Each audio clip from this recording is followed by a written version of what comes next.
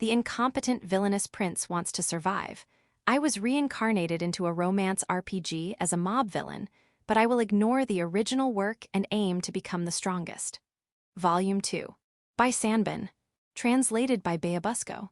Audiobook by Masquerade at Masquerade Audiobooks. Chapter 80. One ally has appeared. It has been exactly 6 months since the delegation of Saintess Christia and Holy Knight Carla departed from the kingdom to return to the Holy Kingdom, which means less than 2 years remain before the main events of Engage Hazard begin. Your Highness Herald, there is no one more suitable for this role than you. Please, I humbly ask that you accept it. And here I am, starting my morning with the Foreign Affairs Minister, Count Robert Olsen, bowing his head in front of me. His request? He wants me to lead a goodwill mission to the Capeshan Kingdom, one of the great powers of this world. Now, the relationship between the Dehobalt's kingdom and the Capeshan Kingdom has always been contentious. For the past 300 years, we've been at each other's throats, engaging in countless wars. While things have been peaceful recently, the tension remains, like a ticking time bomb ready to go off at any moment. In Enhaz, the plot involves certain people conspiring to provoke a war, bringing both kingdoms to the brink of conflict. The protagonist Wilfred, along with the heroines, steps in to avert the war. Now that I think about it, though, it's kind of ridiculous how many crises happen around the protagonist. And the fact that they expect a 16-year-old to deal with it all is just too much. Come on, adults should step up a bit more, right? Well, in this world, you're considered an adult at 15, so technically he is an adult. In my previous life, he'd just be a high school student. No, as I've said many times, it's impossible for me. I could never handle such a big responsibility. No, precisely because it is the Capeshan Kingdom, with whom we share a bitter history. There is no other prince who can fulfill this role but you, Your Highness Herald. Even though I'm doing my best to decline, Olsen keeps pressing me with his desperate plea.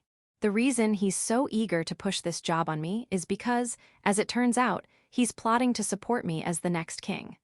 Why would he want to back someone like me, the so-called incompetent bratty prince?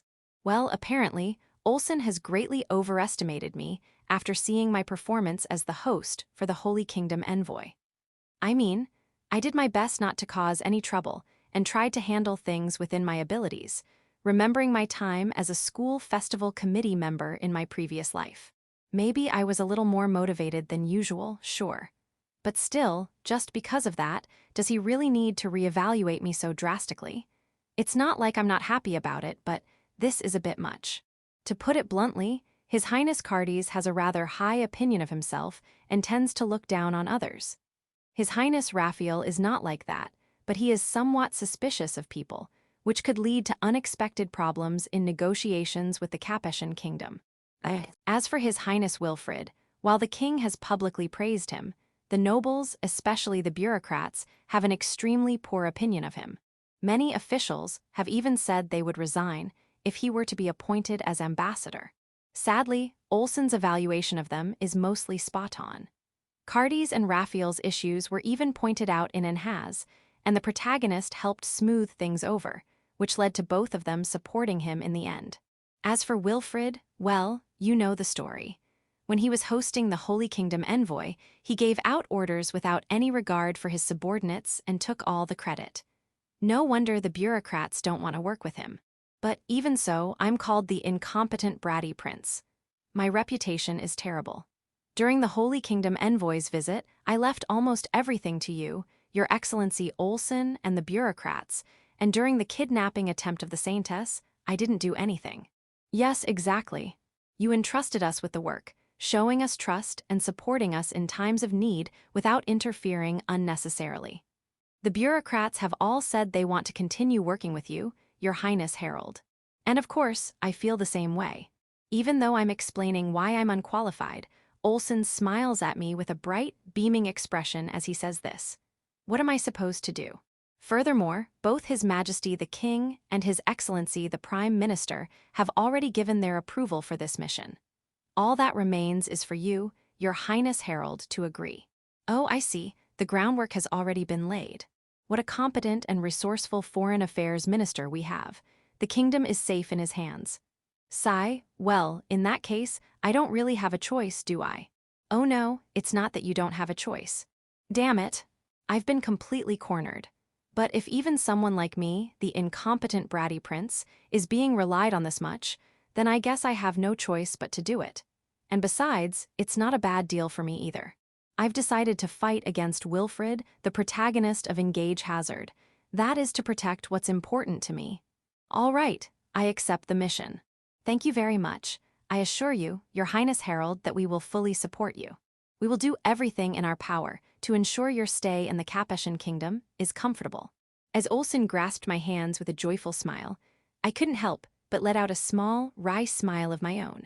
Chapter 82, appointed as the Goodwill Ambassador, and getting ahead of the protagonist. Herald, carry out the goodwill with the Capeshan kingdom to the best of your ability. As soon as I replied with my consent to Minister Olsen, I was summoned by King Ibar and formally appointed as the Goodwill Ambassador. Or rather, isn't this all a bit too well prepared? Moreover, Harold will be in charge of this delegation, but Wilfred will also accompany as his assistant. What? Yes. Do I really have to take Wilfred with me? I really hate this. Your Majesty, please wait. His Highness Harold alone is sufficient for this delegation. His Highness Wilfred's assistance is unnecessary. What are you saying? Having Wilfred, who has influence with the Holy Kingdom, will allow negotiations to proceed more favorably. Besides, they too would want to maintain friendly relations with the Holy Kingdom. Minister Olsen tried to reject Wilfred, but King Ibar wouldn't listen. King Ibar's words may seem logical, but in reality, it's actually me who's connected to Saintess Christia and the Pope in the Holy Kingdom. Not that I'd say it out loud. Therefore, there is no benefit whatsoever to having Wilfred in regard to the Holy Kingdom. It's actually a negative. If I may be so bold, I also agree with Minister Olsen. In the first place, having two princes for this visit to the Capeshan kingdom is unnecessary. Rather, having two princes would only confuse them on how to proceed, making it difficult to reach any agreement. Surprisingly, the Prime Minister also supported Minister Olsen, causing King Ibar to grimace and groan. Though King Ibar seemed determined to push Wilfred into the delegation, even a king couldn't ignore opposition from both the Prime Minister and the Foreign Affairs Minister. All right. I will leave the rest to you.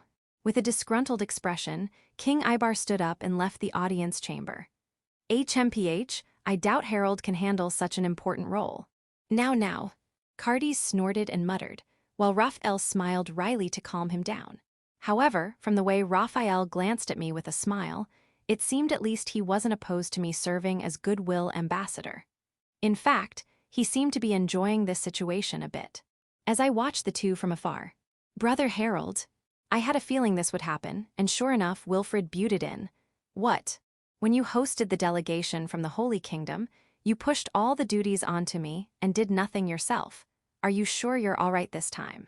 Even now, it would be better if you suggested to the Prime Minister or the Foreign Affairs Minister that I should accompany you. Mind your own business. In fact, being with you would likely just cause problems and be a hassle. This guy is talking as if he did all the work last time, but is he really all right? All the civil officials hate you, you know? Brother Harold, you should look at reality a bit more. I'm no longer the tainted prince I used to be. It's unbecoming for you to sulk like that forever. Yeah. I couldn't deal with him any longer, so I waved my hand dismissively as if to say, go away, and started to leave the audience chamber. Oh, by the way. What? We are merely princes, and neither the Prime Minister nor Minister Olsen are our subordinates. At least address them properly with honorifics. I turned around and said this, before finally leaving the room. I caught a glimpse of Wilfred, and his face was twisted with frustration. So, it has been decided that I will officially go to the Capeshan kingdom as the Goodwill Ambassador. As usual, I explained the details to Xandra when she visited the royal palace. Therefore, I will be absent for about 2 months, but no way. Xandra had a look of despair when I told her that. I'd like to take Xandra with me if I could, but if I bring my fiancée along while serving as Goodwill Ambassador, it will surely lead to accusations of, why did you come here? Especially from Cardis and Wilfred. I'm definitely going with you. Even if you say no, I'm absolutely coming along. There is no one but me, Monica, who can take care of your Highness Harold's needs. Whoa. I involuntarily recoiled at the eagerness of my partner and personal maid. But if it's Cass, I could carry him in my pocket as a miniature-sized shield, and Monica is my personal maid, so it wouldn't be odd for her to come along. Or rather, haha, I was planning to have you and Monica come with me from the beginning. That's right, I'm Haru's partner, so it's only natural. Leave it to me. Even during your stay in the Capeshan kingdom, I promise your Highness Herald will live just like in the royal palace. Cass jumped with joy, his face beaming, and Monica placed her hand on her chest, bowing gracefully, but still with a somewhat smug look. Meanwhile, Xandra was left out, biting her lip with a near-tearful expression. I really want to take her along somehow. That was what I thought. Sorry, I just remembered something I need to do, so I'll excuse myself. Huh. Okay. I stood up, with a puzzled Monica seeing me off as I started to leave the room. But then, oh my, well, if it isn't your Highness Herald, may I have a moment? I ran into Minister Olsen, who had just come to the room. Perfect timing. In fact, I had something I wanted to ask of you, your Highness Herald. Is that so? Actually, I also have something to discuss with you, your Excellency. So, I invited Minister Olsen into the room. Xandra, Monica, and Cass, who thought I had left, now looked at me with puzzled expressions as I came back so quickly. Then, may I first hear your request, your Highness? Yes. Staring at Minister Olsen, who had courteously given me the lead, I steeled myself and said, I would like to take my fiancée with me on this visit to the Capeshan kingdom. Haru-sama. Xandra, who saw me bow deeply as I said that, briefly lit up with a smile like a blooming flower, but quickly looked down with an apologetic expression. However, that works out perfectly. In fact, I had hoped to ask Xandra-sama, your fiancé, to accompany you as well. Why? Minister Olsen's unexpected words made me cry out in surprise. As a goodwill ambassador, you will attend banquets hosted by the other party, and it's customary for ambassadors to participate with their partners. If you're not married and have no fiancé, it would be fine to go alone. But in your case, you have such a wonderful young lady by your side. Oh, I see I can take Xandra without hesitation. Proudly, as my fiancé. Xandra. Yes. Now I can take her with me without worrying about what anyone thinks. Overjoyed, I hugged Xandra tightly as she jumped into my chest, smiling her brightest, even though Minister Olsen was right in front of me. Of course, I got some lukewarm stares from everyone. Chapter 83, Encountered Evil Heroine. Haru-sama, the wind feels nice. On the deck of the ship crossing to the continent, Xandra smiled as she tucked her platinum blonde hair behind her ear. Since the Dehobalt's kingdom was an island nation, people always traveled by sea when visiting other countries. Thanks to that, the kingdom's navy was highly developed, and there was a history of battles fought with the Capeshan kingdom in this very sea. Still, that scum's face at the time of departure, it's bothering me. Yeah. On the morning of the day we left as the delegation to the Capeshan kingdom, Wilfred was among the people from the royal palace who came to see us off. However, that guy had a look on his face as if he was happy that I was leaving. This means he was definitely planning to do something. Just in case, I've asked Oni-sama to keep watch over the palace while His Highness Herald is away, so I think he'll be able to deal with anything that happens. Fortunately, Cedric had taken on all responsibilities while we were away. At first, he was reluctant, but when Xandra asked him with upturned eyes, he immediately agreed. That SisterCon man is so easy to fool. In any case, what I need to do is foster goodwill with the Capeshan kingdom and ensure that the Dehobalt's kingdom can live in peace without war as much as possible. That guy is secondary priority right now. Fufu, as expected, you are a far greater person than anyone else.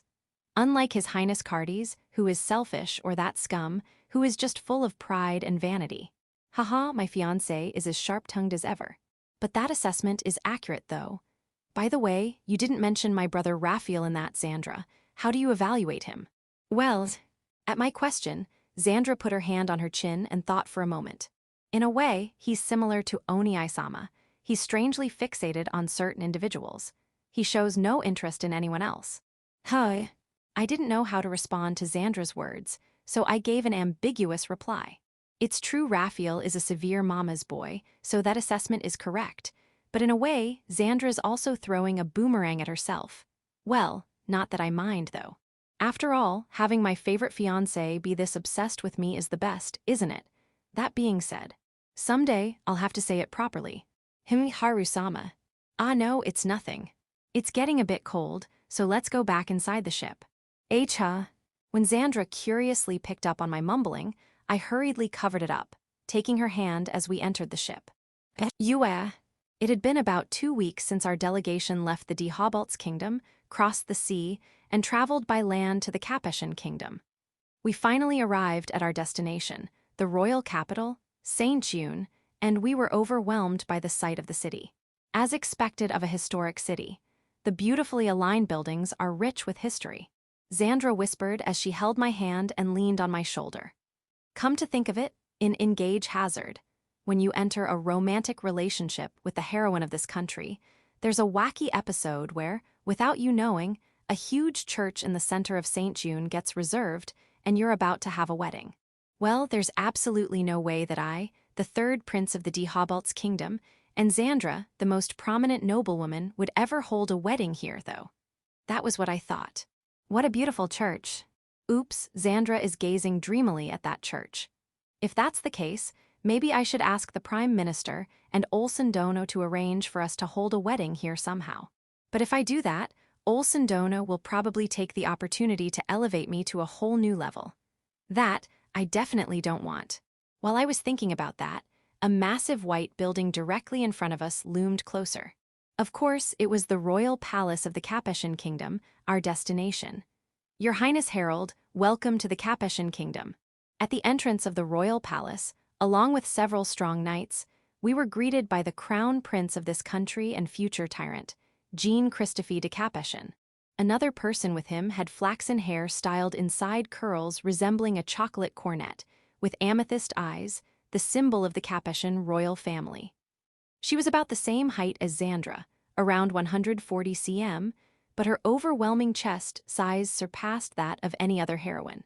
Yes, one of the undisputed main heroines of Engage Hazard, and the first princess of the Capeshan kingdom. The villainous, Lizette Josephine de Capeshan. Chapter 84, Villainous True Identity is Lonely Tsundere. One of the main heroines of Engage Hazard, Lizette Josephine de Capeshan, was a villainess. She constantly bullied her younger sister, the second princess, Aline Vanessa de Capeshan, at every opportunity, treated the palace servants harshly, and always behaved arrogantly. However, this was her desperate resistance, as she had spent her life feeling lonely, having all of her mother's love monopolized by her brother Jean and her sister Aline. By acting as a villainess, she hoped that her family might scold her, that they might look at her.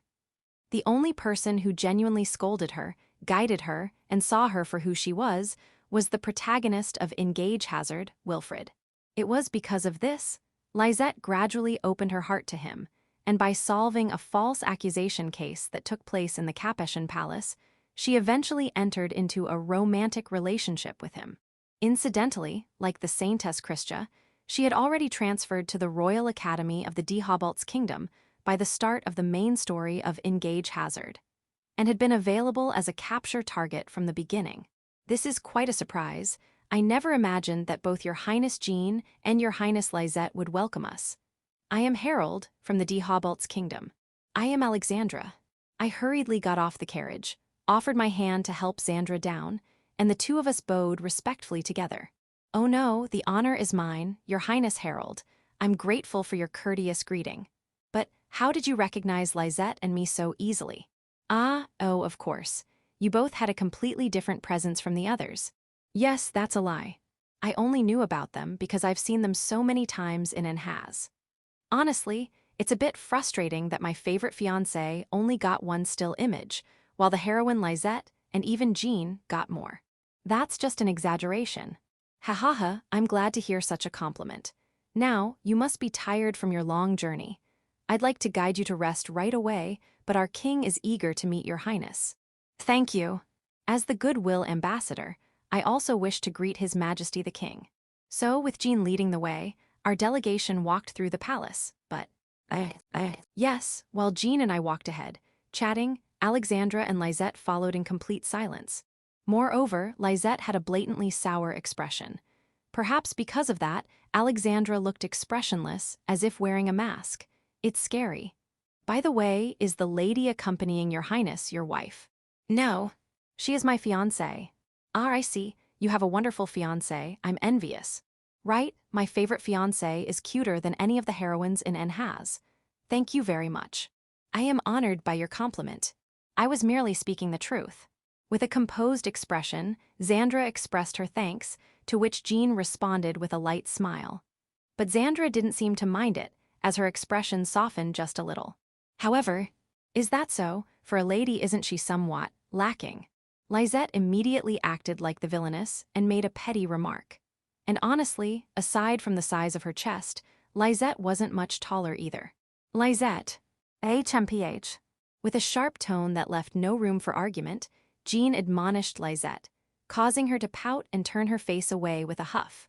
But knowing Lizette's true nature from my memories of my past life, even this kind of attitude feels like a reward. Your Highness Lizette is also very beautiful. When I visited the capital of St. June, I thought there were many beautiful women in Capeshan, but among them, your Highness Lizette stands out, incomparable to the rest. Is that so? You say. This heroine isn't used to being complimented. Well, if she didn't act like a villainess, she'd probably be more appreciated by those around her. But even if she did that, her family, whom she cares about most, still wouldn't notice. And that's what matters to her. Well, anyhow, as far as I know, your Highness Lizette is the same age as my fiancée, Xandra, and me. I'd be delighted if I could become friends with her. There's a lot I still have to learn, and I'd be grateful if you could teach me many things. Well, if you insist that much, I suppose. It wouldn't hurt to be friendly with you. Lizette tried to act high and mighty, her face flushed red, but she couldn't hide how happy she was. She's really easy to please, not that I mind.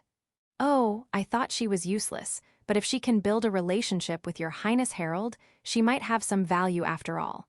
Thankfully, Lizette didn't seem to hear that, but at the very least, he should whisper it so I couldn't hear it either. Watching Jean just irritates me, and Xandra lightly tugged on the hem of my clothes and shook her head from side to side. Yes, I get it. As a goodwill ambassador, I can't afford to let this anger get the better of me. Thank you. No. Whispering my gratitude into Xandra's ear, I saw her smile slightly as we composed ourselves and headed to the audience chamber where the king awaited. Chapter 85. The mastermind behind the scenario is terrible at hiding emotions. Your Highness Harold, you have done well. While I knelt in the audience chamber, the king of the Capeshan kingdom, Salomon Lambert Salomon de Capeshan, spoke words of appreciation to me. I mean, isn't it strange to have the same name twice in your own name? By the way, in Nhaz, this king barely appears in an event CG where he suffers from poison. Even though he's a king, his name doesn't even show up. He's a mob of mobs. How sad. It is a supreme honor to meet your Majesty Salomon.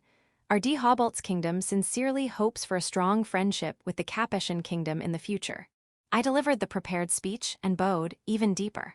Yes, it has already been 20 years since I became king of this country.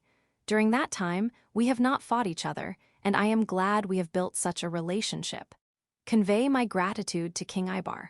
Yes, thank you very much. King Salomon stood up and left the audience chamber with his attendants. Phew, now that I've finished my most important task, the audience with the king wait. Jean was glaring at King Salomon's back. Hey, if you show that kind of look too openly, others will find out about your ambition to usurp the throne, you know? Well, I don't really care what happens. Your Highness Harold, thank you for your hard work. Tonight, we will hold a banquet in your honor, so please take your time and relax in your room until then. The ambitious glint in Jean's eyes was gone, replaced by a gentle smile as he said this. All right, I'm tired already, so I'll gladly take his offer. Then allow me to escort you to your room. Be grateful. Lizette puffed out her ample chest, which didn't seem like it belonged to a 14-year-old, and made a proud declaration. But nothing she said sounded the least bit proud. In fact, she seemed so eager to escort me, she's not acting like a bad girl at all. What a useless villainess.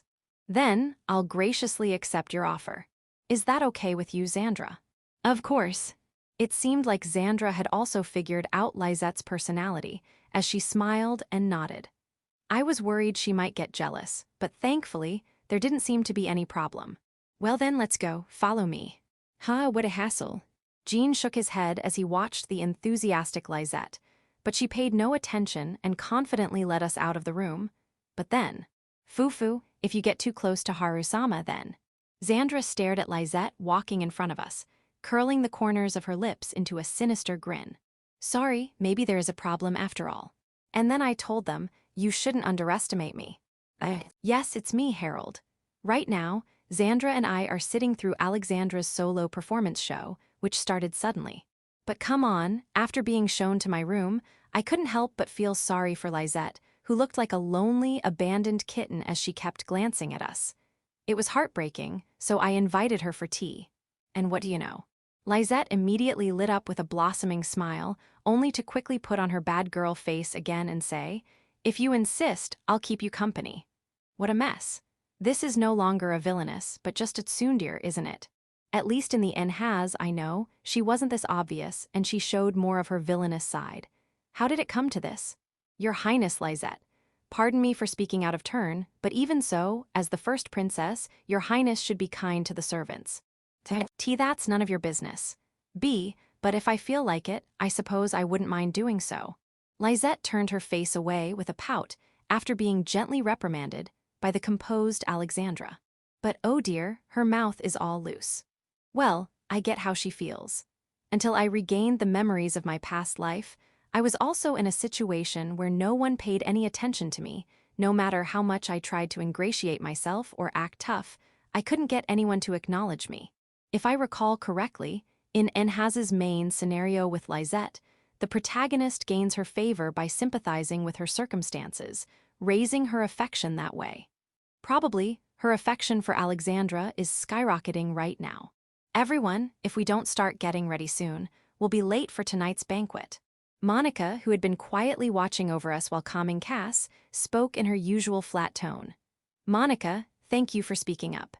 Now we can finally wrap up this solo performance. Yes, you're right. I'm looking forward to seeing you at the banquet, Your Highness Lizette. Well, yes, that's true. Since you are the goodwill ambassadors, you should be by the side of a royal like me. Fine, I suppose I could teach you the dining etiquette of the Capeshan kingdom. Lizette, who had been obviously sulking, instantly brightened up at my words and tried to act villainous again. She's failing spectacularly, though. Honestly, I think I'll just start calling her the useless villainess. Well then, make sure you properly get ready. With a sharp point of her index finger, Lizette declared, then left the room in high spirits, as if she were about to start humming. Chapter 86, got caught up in game scenario as expected. Is it really okay? Of course, it suits you very well. Monica gave a thumbs up to me, who was tilting my head uneasily while staring at the mirror. But you know, since I regained my memories from my previous life, my personality has been influenced by that. Of course, including various common sense. So, with all these gaudy decorations and these exaggerated shoulder pads, I'm not really fond of this outfit. That being said, this is apparently the formal attire for a goodwill ambassador, so I don't have much freedom in the matter. Really, is it okay? Xandra won't be disappointed. Not at all. Milady will surely fall in love with your highness all over again. When I pressed the point, Monica gave me a double thumbs up this time. Since I kept asking, she seemed a bit exasperated though. Then, it's always me who gets left behind. Cass-san, parties and banquets are not necessarily fun, you know. In fact, you, who can freely enjoy delicious food in this room without any worries, are truly the winner here. Really? Then that's fine. Cass, who had been sulking on the bed, was quickly cheered up by Monica's sweet talk. So easy to please. Well, not just Cass, but all the characters in Enhaz are pretty easy to sway, really. Well, I'll go pick up Xandra. Yes. Take care. After being seen off by Monica and Cass, I left the room and knocked on the door of the adjacent room where Xandra was staying. Yes, come in. Excuse me, whoa. With Xandra's permission, I opened the door, and what entered my field of vision was her beautiful figure dressed in a black gown. Of course, I could tell she had chosen it with my hair color in mind, but there is something mysterious about her, different from her usual self, and I am completely captivated in an instant, okay. Oh thank you. Hi. It seems Haru-sama likes it. Before I could say anything, she thanked me. Well, she was right. Was I that obvious? Yes. Besides, I've seen a similar look on you during the party at the Martial household and the Holy Kingdom's envoy gathering. Xandra came closer, gently taking my hand in hers with her sapphire eyes moist as she gazed up at me. This is bad. She's super cute, and she smells really nice too. As so, I was captivated by the most beautifully dressed fiancée in the world. Preparations are complete, so I'll guide you. A palace servant came to call us. Then, shall we go, my precious fiancé? Yes, my precious fiancé. Following the servant, we headed to the banquet venue, but... It's not inside the palace. Yes. Today, the banquet will be held in the garden, as a special occasion. Wow, a banquet under the stars, that's pretty stylish. But I have a slightly bad feeling about this, haha, surely not right. Haru-sama, I'm looking forward to it. Yes. When we arrived at the garden that served as the venue, not only the full moon and stars in the night sky, but also the lamps prepared at each table created a very magical atmosphere. So beautiful. Wow, Xandra muttered softly. I wanted to say that she looked even more beautiful illuminated by the lights, but the problem was, I let out a strange sound for a completely different reason, forgetting even that. An event from the Engage Hazard scenario, specifically in Lizette's story. It's the big incident that shakes the very foundations of the Capeshan kingdom, which the protagonist is drawn into after being invited by Lizette. That incident is none other than the attempted assassination of King Solomon. King Solomon falls unconscious after being poisoned at the banquet, throwing the venue into chaos, and Lizette is framed as the culprit. Of course, this is a false accusation, but because of Lizette's infamous reputation as a villainess in the Capeshan kingdom, everyone believes without doubt that she is the culprit. However, Wilfred, the protagonist, is the only one who continues to believe in Lizette, and with the help of the other heroines, he intervenes in the incident to clear her name. The culprit. Needless to say, it's Crown Prince Jean. Jean takes advantage of Lizette's bad reputation, framing her for the crime. In the end, Wilfred clears Lizette's name, but the truth of the matter is buried in darkness. And with the poisoning having failed, Jean, thinking things won't progress as planned, launches a coup d'etat. Yeah, as soon as I saw the scene before me, the banquet looked exactly like the illustration from the event, so I understood right away, just like with Krishna's Saintess kidnapping incident. Why do the heroine's events keep happening, even though the main story of Enhaz hasn't even started yet? Well, anyhow, I'll just have to ruin the scenario for the sake of my precious someone, though. Haru-sama. Haha, it's nothing. I smiled back at Xandra, who was looking at me curiously. Chapter 87 immediately ruins Mastermind's plan. Let us celebrate with great enthusiasm your Highness Herald, who has come all this way, and pray for the continued prosperity of both our Capeshan kingdom and the Dehobalt's kingdom. With King Salomon's greeting, the banquet finally began. Fortunately, our seats were next to the king. If something happens, we could respond immediately. Moreover, Your Highness Herald, please. Thank you. Among the palace servants, Monica was also helping serve. Earlier, I had informed King Salomon about the danger of assassination, and she has been watching carefully for suspicious food or people. Your Highness Herald, Alexandra, this is a specialty of the Capeshan kingdom and one of my favorite dishes. Ahata. Every time a dish was served, Lizette ignored the servants and explained it to us. Usually, she acts like a villainess, but now she's so enthusiastic and happy that it's making everyone's eyes widen in surprise. However, none of the royal family, including King Salomon, shows any interest in her. Well, not all of them. Her sister Aline isn't attending, so not all of the royal family are indifferent. Thank you. Thanks to your explanation, Your Highness Lizette, tonight's banquet is very enjoyable. Why, yes. Well, Alexandra, you're the only lady here who gets to hear my explanations. Alexandra noticed this too and actively engaged in conversation with Lizette. She felt anger at the royal family's reaction to Lizette and squeezed my hand under the table. She's really the best fiancée, always noticing and caring about her surroundings.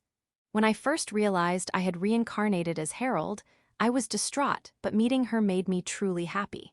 The banquet proceeded smoothly, and as music from the orchestra echoed through the garden, the main dish was served. It was the same dish as the illustration in the event where King Solomon was shown collapsing onto the table in pain. Monica, leave it to me.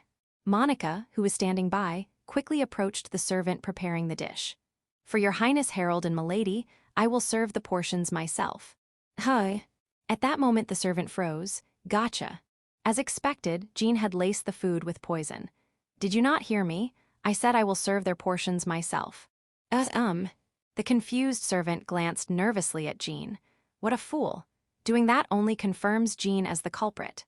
You seem to be a maid of your Highness Harold, but this is the Capeshan kingdom. Do not overstep your bounds. I cannot comply. My duty is to protect the life of the precious your Highness Harold.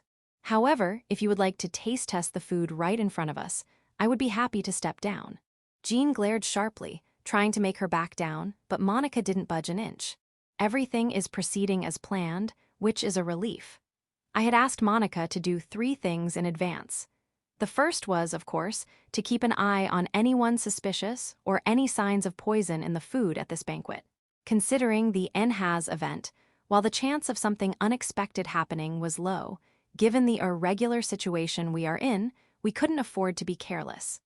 The second was to offer to serve our portions if the main dish appeared. The one illustrated in the event is a large fish, almost 1 meter long, served whole and boiled. This dish is very likely to be poisoned, and Monica's offer should provoke a reaction. As expected, Jean stepped in to intervene. And the third thing is, since you seem to agree, now then, sir, please taste the part of the fish from the belly, yes, right here. And no, I can't. Monica pointed to a specific part of the fish, and the servant began sweating profusely. Yes, that's the exact spot where poison was hidden in the NHAS event. If the entire fish had been poisoned, not only we but Jean himself would also consume the poison. That's why they must have targeted only the part that King Solomon would eat and separated it out. Of course, we also considered the possibility that they would try to poison the food after serving it, but Monica would have caught that, so there's no problem. What seems to be the problem? If you don't hurry, the food will get cold. Monica urged persistently, smiling darkly. The servant's face turned even paler, and he started trembling. I can't stand this any longer. King Solomon, captain of the guard, make him eat it, by force if necessary. Yes, sir. Please spare me. Following King Solomon's command, the captain of the guard, who had been standing by for protection, grabbed the servant by the collar and attempted to force his mouth onto the designated part of the fish. The servant, with a desperate expression, begged for help. Of course, he looked directly at Crown Prince Jean for assistance.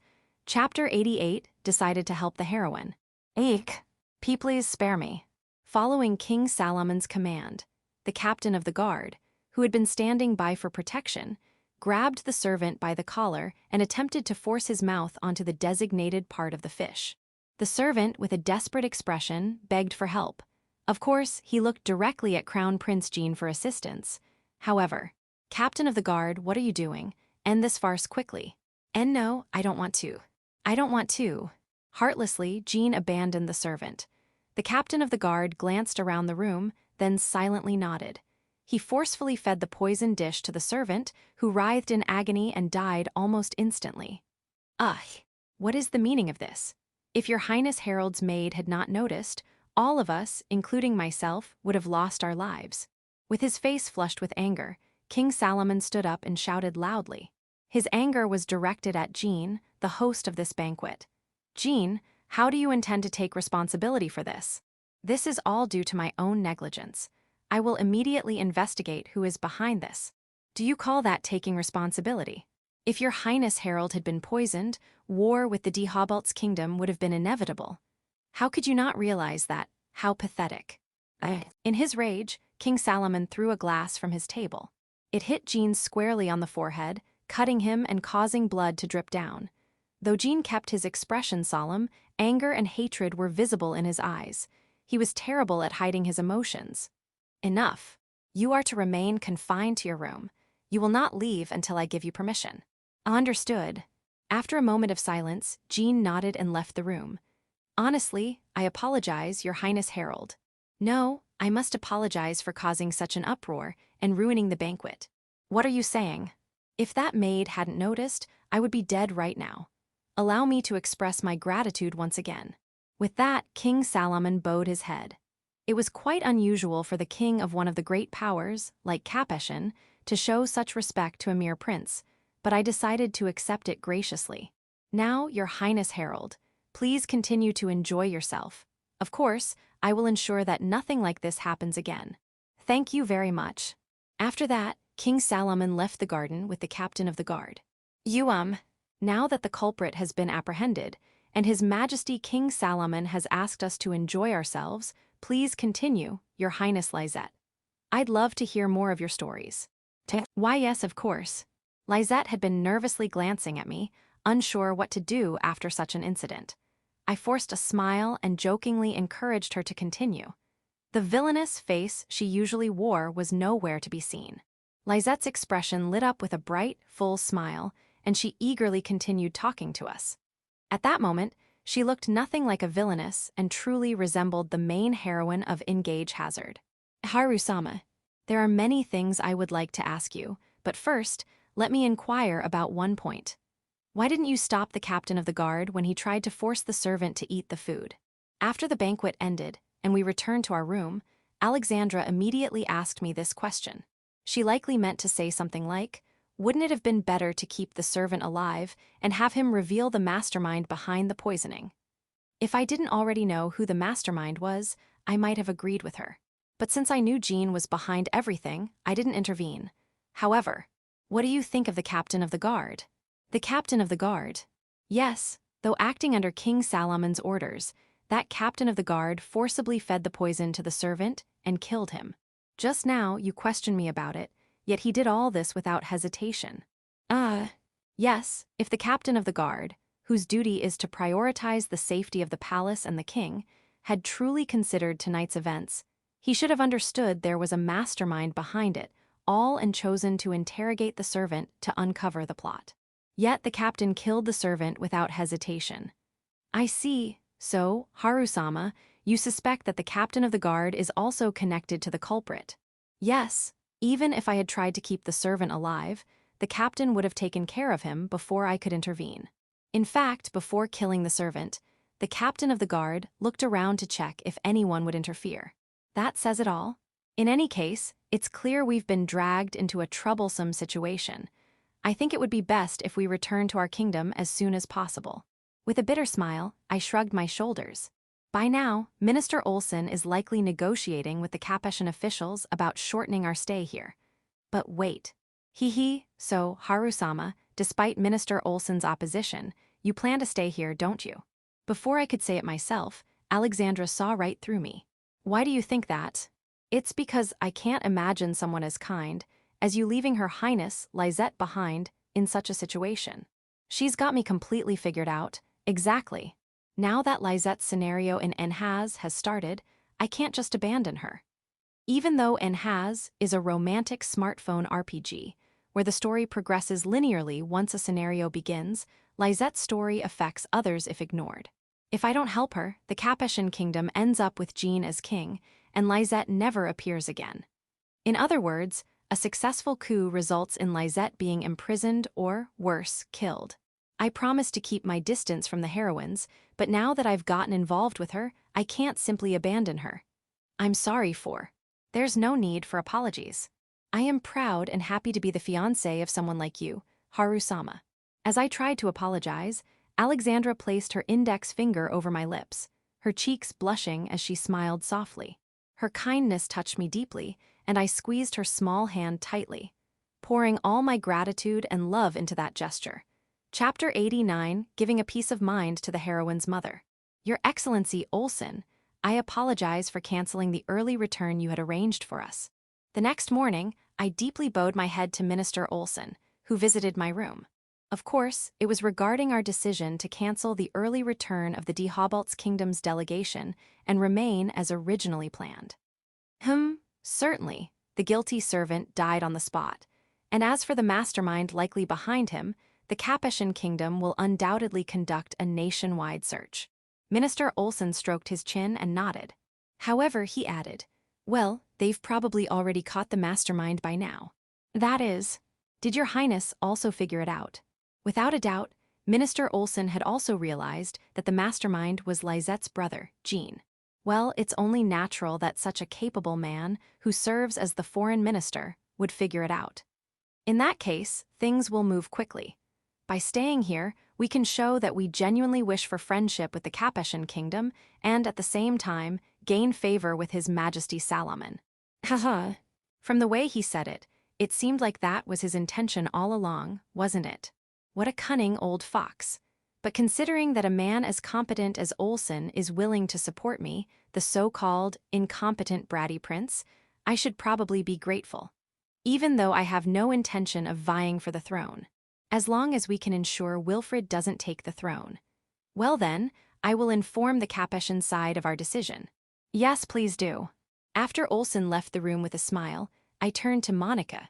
Monica, I'll leave it to you. Leave it to me. Monica respectfully bowed and exited the room. Last night, after deciding to stay here, I explained the situation to Alexandra, Monica, and Kasparlig. I told them what we needed to do to prevent Jean's coup. Fortunately, Minister Olsen had already deduced that Jean was the mastermind behind last night's incident, so I planned to ask him for various favors going forward. And then, Haru-sama, good morning. Right after Olsen and Monica left, Alexandra entered the room, of course. She must have known that I was talking to Olsen and waited for the right moment so as not to interrupt. Good morning. I apologize for keeping you waiting. Ah, Fufu, no, I wasn't waiting at all. When I bowed my head to apologize, Alexandra happily took my hand. Ah, isn't my fiancée the best? She's absolutely the best. So, what will we do today? After finishing a late breakfast, Alexandra casually asked me. Since all my scheduled duties as a goodwill ambassador had been cancelled due to last night's incident, I was fortunately free. So, since we have the chance, let's ask Her Highness Lizette to spend some time with us. I'm sure she will go out of her way to ensure we enjoy ourselves. Fofo indeed. With that, Alexandra and I left the dining hall and headed to Lizette's room, but Sigh just admitted already. Last night's incident was your doing, wasn't it? I didn't. In front of the room, Lizette was being interrogated by a woman in extravagant clothing. She was Queen Paula Beatrice de Capeshan. Lizette's usual demeanor as the villainess had vanished, and she stood with her head down, trembling. Behind the queen, her younger sister, the second princess, Her Highness Aline, was watching with concern. It seemed that Lizette was being suspected of being the mastermind behind last night's incident, just like in her scenario in Enhaz, where she was framed. If you come forward, Jean's confinement will be lifted. Surely you don't want to see your brother suffer, do you? The queen's demands are completely unreasonable. Why would confessing to the crime lift Jean's confinement? That's a separate issue from his failure as a host. Still, as a goodwill ambassador from another country, it would be too much for me to get involved in their family disputes. But, Queen Paulasama, don't you think that's a bit unreasonable? Why am I stepping in without thinking of the consequences again? I really do astonish myself sometimes. Your Highness Herald, this is a matter concerning the Capeshan kingdom, no, our family. It's not something you should interfere with. I cannot simply stand by. Although I have only known Her Highness Lizette for one day, we are already friends. As a friend, I cannot overlook her being subjected to such unjust treatment. Queen Paula glared at me sharply as if to say, don't interfere. However, I'm the goodwill ambassador from Dehobalt's kingdom, so isn't that attitude of hers rather impolite? Ha, Your Highness Herald, you may not be aware of this, but shamefully, my daughter is called a villainess. There is no one else in this palace who would commit such a heinous act other than Lizette. Is that really so? At the very least, Her Highness Lizette went out of her way to be considerate of us yesterday, and she was always mindful during the banquet. If she were the culprit, my maid who discovered the poison would have surely noticed something.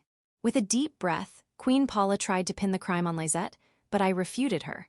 And besides, why is Her Highness Lizette labeled as a villainess in the first place? From what I've seen, there's no way that's true. Most importantly, I cannot stand the thought of my dear friend being subjected to such slander. When I shot a sharp gaze and said that, Queen Paula gasped. Chapter 90, Reaching the Branching Point to Conquer Heroine. And besides, Why is Her Highness Lizette labeled as a villainess in the first place? From what I've seen, there's no way that's true. Most importantly, I cannot stand the thought of my dear friend being subjected to such slander. When I shot a sharp gaze and said that, Queen Paula gasped, "Sigh." I pointed out the Queen's rudeness in my heart earlier, but I am also pretty rude myself, huh? Even though she's the queen of this country, and I'm just a goodwill ambassador from another nation, here I am glaring at her like this. But unfortunately, I am not mature enough to sit quietly and watch the heroine of Enhaz, whom I liked so much, face unreasonable accusations right in front of me. I know the real her, that she has a very kind heart, which makes it all the more unbearable. In any case, the investigation regarding last night's incident has only just begun. Since there isn't a single piece of evidence that proves Her Highness Lizette is the culprit, regardless of being her real mother, I must say that Your Majesty's actions were rather hasty. Rather, if the culprit is decided in such a simple manner, I know the Dehobalt's kingdom will no longer be able to trust the Capeshan kingdom. Why, yes, you're right, I may have acted too rashly. My final words seem to be the deciding factor. Realizing that continuing like this would strain the relations between the two countries, Queen Paula withdrew her pursuit of Lizette and mumbled vaguely. Even though she doted on her son, this was a bit too much. Well then, I shall take my leave. Eileen, let's go. Why, yes. Eileen followed after Queen Paula, who quickly left the scene. However, Eileen kept looking back at us several times. Phew, Her Highness Lizette, that was quite unfortunate. As Lizette hesitantly called out, I took a deep breath, shrugged my shoulders, and gave a wry smile. I told her, without words, that she didn't need to worry about such foolishness. More importantly, Her Highness Lizette. After what happened last night, both Haru-sama and I have had all of our plans for today cancelled. If it pleases you, could you share with us more of those enjoyable stories, just like yesterday? Alexandra took Lizette's hand and smiled warmly. As expected of my favorite fiancée, she understands perfectly. Really, there's no helping it. Gripping Alexandra's hand tightly in return, Lizette looked down, her shoulders trembling. I understand, Lizette. It feels really good to know that someone is looking out for you. Sniff, hurry up, let's go. I'll prepare some special tea and sweets for you. Lizette lifted her face energetically, a radiant smile blooming as she led us. The tears spilling from her amethyst eyes shone like jewels in the sunlight. Wow, that's amazing. Isn't it? There's no one else in the kingdom who could do this but me. We were in the royal palace garden, listening to Lizette's solo performance as if continuing from last night. Now fully recovered, she was telling her stories with great joy. Well, they're all things I already know from Enhaz, though. By the way, what Lizette is talking about now is her abilities. As it turns out, she is the only heroine in Enhaz with both fire and dark attributes. Raphael can use skills from 3 attributes, including light, but that's all due to a passive skill called Blessing of the Fairy King. However, Lizette innately possesses both attributes. So, she can use fire and dark attribute skills without consuming any skill slots, making her a truly overpowered heroine. On top of that magic called Infernal Flame, it's incredible. Yes, Lizette's unique skill, Infernal Flame, which combines the traits of both fire and dark attributes, is truly worthy of being called hellfire that burns everything to ash. What's more, once hit by Infernal Flame, the enemy will continue to take sustained damage for the rest of the battle. It's a black flame that could only be described as a curse. The only people who would say such things about me are Your Highness Harold and Alexandra, though. Her Highness Lizette. Lizette suddenly became meek. This ultra-tsundere heroine, who never shows anything but arrogance and pride. You both already know, don't you? I'm called a villainess in this country, and no one has ever cared about me. Not my family, not any of the citizens, of course, it's all my own doing. As if confessing, Lizette spoke haltingly. I knew this side of her. In Engage Hazard, Lizette tells this story just before the false accusation event if you raise her affection. At that point, she gives the protagonist a choice. Will you fall into hell with the villainess like me? If the protagonist answers in a way that accepts her words, after stopping Jean's coup, they can finally enter a romantic relationship. However, if you reject her, you'll never reach a romantic relationship, and all of her stats get reduced to 0.75x. It's truly a landmine situation. Well, since Nhaz allows harems, players would accept without hesitation, though. That's why I became a villainess. I wanted people to see me, to see Lizette Josephine de Capeshan. As a result, I was almost made the mastermind behind last night's incident, as you both saw. Lizette smiled bitterly at us, her amethyst eyes filled with sadness and loneliness. Your Highness Herald, you said it, didn't you? That I'm a dear friend. Yes. With a gaze that seemed both hopeful and resigned, Lizette looked at me and asked. Of course, I nodded firmly. And then, will you fall into hell with the wicked woman like me? Chapter 91, Released from the Curse of Wicked Woman. Then, will you fall into hell with the wicked woman like me? As expected, Lizette uttered those words. However, my answer was decided from the beginning. No way. There's no way I would fall into hell with your Highness Lizette. I see, that's right. No one would willingly go to hell with a wicked woman like me. That's true. To begin with, your Highness Lizette is not a wicked woman, and there's no one here who wants to go to hell, nor anyone who wants to send you there. I cut off her words as she lowered her face, speaking in a bright, nonchalant voice. Your Highness Herald, were you really listening to what I was saying? Of course I was. Did you know? Wicked women don't worry about things like this as much as your Highness Lizette does. After all, they are wicked women. But I am a wicked woman. I've acted recklessly, and when I didn't like something, I was terrible to the servants. Everyone in this country acknowledges that. Lizette shouted, her face full of anger. She denied all my words, refusing to accept it, but her amethyst eyes were filled with tears. We are people of the Dehobalt's kingdom. No matter what the people of the Capeshan kingdom think of you, it doesn't concern us. I trust my own evaluation, and that of my fiancé. As Harusama said, I also do not think of your Highness Lizette as a wicked woman. No, the kind and considerate princess who has treated us gently could never be a wicked woman. Our words, mine and Xandra's, became the final push, and Lizette broke down in tears. Yes, in Nhaz, she had sought for us to fall together, but I refused to accept that as the Lizette end. The path forward should be one of light, not darkness. If she moves toward that light, both Xandra and I will extend our hands and walk with her. But nobody will look at me. All I am is a wicked woman. Xandra and I are looking at you. You only played the part of a wicked woman because you wanted others to see you, right? Even if Lizette belittles herself, I will deny all of it for her. I will only accept words from her that affirm herself. That's how it is, so please give up and accept it. You are not a wicked woman, and you are someone precious to us. Lizette cried out as she looked up at the clear sky. I believe that it wasn't out of sadness or pain. It wouldn't make sense otherwise, right? Because her amethyst eyes were shining so brightly without a single cloud in them. Come now. Please have some more. After crying her heart out, Lizette finally regained her composure, and now she was enthusiastically offering us sweets with a beaming smile. And yet, there's no need for you to sit between Xandra and me. What are you saying? The three of us are dear friends, aren't we? If I don't sit here, it would be unfair to one of you. I see. In other words, for Lizette, this position between us is the optimal solution for treating Xandra and me equally. No, how did it come to this? Then wouldn't it be better for your Highness Lizette to sit in front of us? That's out of the question. If I did that, the distance between us would be too far. No, it wouldn't be that far.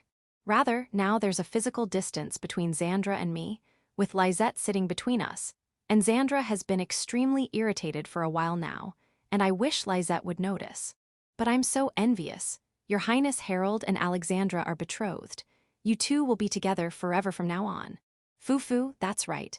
Harusama and I will be together for eternity. When Lizette murmured sadly, Xandra, who had quickly regained her good mood, puffed out her chest. Yup, my fiancé is just as easy to please. But in a year, we'll both be entering the Royal Academy of Dehobalt's kingdom. Why don't you consider studying abroad there as well, your Highness Lizette? In Nhaz, Lizette was supposed to attend the Royal Academy as an exchange student, but given that the Saintess abduction incident and the false accusations happened earlier than expected, there's a chance that irregularities may occur. With that in mind, I'm trying to set up the situation so she will surely study abroad. That sounds wonderful. If I enter the Royal Academy with you two, we'll be together all the time. All right, she's fully on board.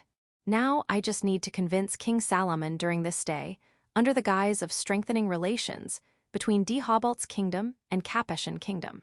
Harold Sama. Before I realized it, Monica was standing behind me. Seriously, sneaking up on me without a sound like that is bad for my heart. What is it? His Majesty King Salomon wishes to have an audience with you, Harold Sama. A strange noise escaped from me, as I could only feel a sense of dread. Chapter 92, Unsure about King's Feelings. His Majesty King Salomon wishes to have an audience with you, Harold Sama. A strange noise escaped from me, as I could only feel a sense of dread. I mean, come on, wanting to meet me the day after yesterday. He's definitely planning to drag me into some troublesome matter. What will you do? I get it, I'll go. Your Highness Lizette and Xandra, please continue enjoying your tea. Okay. Reluctantly, I stood up with resignation and parted ways with the two who wore worried expressions, heading toward the audience chamber where King Salomon awaited. On the way, that is, Her Highness Queen Paula. We instinctively hid ourselves upon seeing Queen Paula emerge from the audience chamber.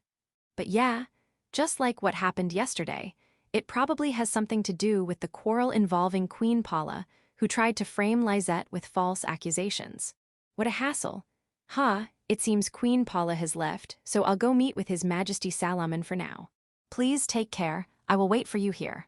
Monica saw me off with a respectful bow, and as I arrived before the audience chamber, one of the waiting attendants guided me inside. Your Highness Harold, I apologize. Not at all, so what can I assist you with? As expected, King Salomon's business was about the incident involving Lizette and Queen Paula. Apparently, Queen Paula was extremely displeased with me siding with Lizette and wanted to distance her from me. However, as Lizette is a goodwill ambassador from another country, Queen Paula's authority as a queen didn't apply. It seems she requested King Salomon to persuade me. How annoying. I'm sorry, but regardless of my position as a goodwill ambassador of the Dehobalt's kingdom, I wish to remain friends with Her Highness Lizette. I understand. I have no intention of tearing the two of you apart. However, King Salomon pressed his temples and shook his head. It seemed like there was some underlying reason. It's shameful to admit this to a foreign envoy, but with that preface, King Salomon began his confession. Lizette was not actually Queen Paula's daughter, but was born of another woman. Her real mother passed away shortly after giving birth due to an unexplained illness. Originally, Salomon intended to make this woman his second queen. I understand that I've been unfair to Lizette. Even though I've been aware of how Paula makes her suffer, I've done nothing to help her. I silently stared at King Salomon, who confessed with a bitter expression. But honestly, my reaction was one of indifference. I couldn't care less. Even after hearing such a story, it wouldn't change Lizette's treatment, and Queen Paula would probably continue harassing her relentlessly. Still, I never knew that Lizette's storyline in Enhaz had such a backstory. So, what does His Majesty intend to do? I don't know. Sigh, of course. It's obvious that he's being overly considerate of Queen Paula, meaning Lizette's mother must have been someone socially inconvenient for the royal family. Whether she was of a lower status, had a history with the royal family that caused problems, or had personal conflicts with Queen Paula in the past, I don't know. However, King Salomon feels guilty towards both Queen Paula and Lizette. Even though he's prioritized his own convenience, he chose to let Lizette suffer. In that case, Your Majesty Salomon, I have a perfect solution. And what might that be? Upon my words, King Salomon quickly lifted his head. What a simple-minded old man. It's simple. You just need to send Her Highness Lizette out of the Capeshan kingdom. And by that you mean, my country has a prestigious educational institution called the Royal Academy, where nobles from other countries also study. I believe Your Majesty is familiar with it. Essentially, I suggested ensuring that Lizette would study abroad at the Royal Academy in line with the storyline of Enhaz. This way, it would serve as proof of friendship between Dehobalt's and the Capeshan kingdoms and would be credited to me, the goodwill ambassador. Plus, it would allow Queen Paula to get rid of the bothersome Lizette, while Lizette could escape these awful people and shine as the heroine of Enhaz. How many birds with one stone is this? I see that makes sense. However, admission to the Royal Academy only begins at 15. So, if your majesty wishes, Her Highness Lizette could accompany us when we return to the Dehobalt's kingdom, where she can become familiar with our culture in the meantime. What do you think? King Salomon stroked his beard, deep in thought. But from what I could see, he seemed inclined to agree. Very well. Then, yes, I entrust Lizette to you, Your Highness Herald. Please take care of her. King Salomon bowed deeply to me, a mere 14-year-old, even though I was only a goodwill ambassador. It was likely not as a great king, but as a father worried about his dot. It's nauseating, that was my only thought. Chapter 93, Partner has been discovered by Second Princess. Your Highness Herald, thank you for your hard work. After finishing the meeting with King Salomon and exiting the audience chamber, Monica, who had been waiting, greeted me. Phew, as a result of the discussion with King Salomon, Lizette will be accompanying us to the Dehobalt's kingdom. That is, well, it's under the pretext of studying abroad at the Royal Academy. Until then, she will have the chance to familiarize herself with our country. Letting out a deep breath, I explained the contents of the meeting to Monica. Since we would now be taking care of her as a state guest, it might cause some trouble for Monica, my personal maid. So, how did things go on your end? Yes, as you predicted, Jean and the captain of the guard made contact. I knew it. Since this morning, I had asked Monica to act separately and keep an eye on Jean's movements. Of course, this was because I suspected his allies would make contact after last night's incident. As expected, it was confirmed that the suspicious captain of the Knights was connected, and I was satisfied with that.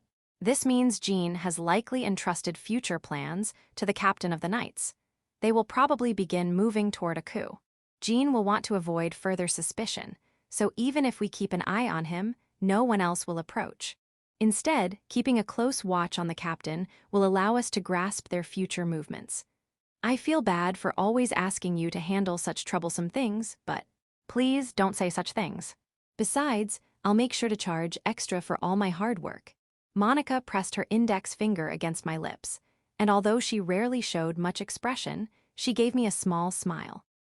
Honestly, I still think she's way cuter than the heroines in Has. It's baffling that she's not even considered a side character in this game. It's seriously glitched in more ways than one. Well then, if you'll excuse me. Yeah, thanks. Monica respectfully bowed and silently left the scene. Now then, the two must be worried, so I should head back to the garden. Talking to myself, I made my way toward the garden where Xandra and the others were waiting. On the way there, I unexpectedly ran into Lizette's younger sister, the second princess, Aline. If I remember correctly, in Has, she was portrayed as the pitiful little sister who was bullied by the wicked Lizette. So, she's not even a heroine, just a mob character. But now that I've heard King Salomon's story, although she somewhat resembles Lizette, they don't look very similar. That must be because they have different mothers. Hello, Your Highness Aline. Hi, Hia. What the? I just greeted her, but she let out a small scream, and she's clearly scared of me. Sure, I might look like a minor villain, but this is kind of a shock. Ahaha. Please excuse me.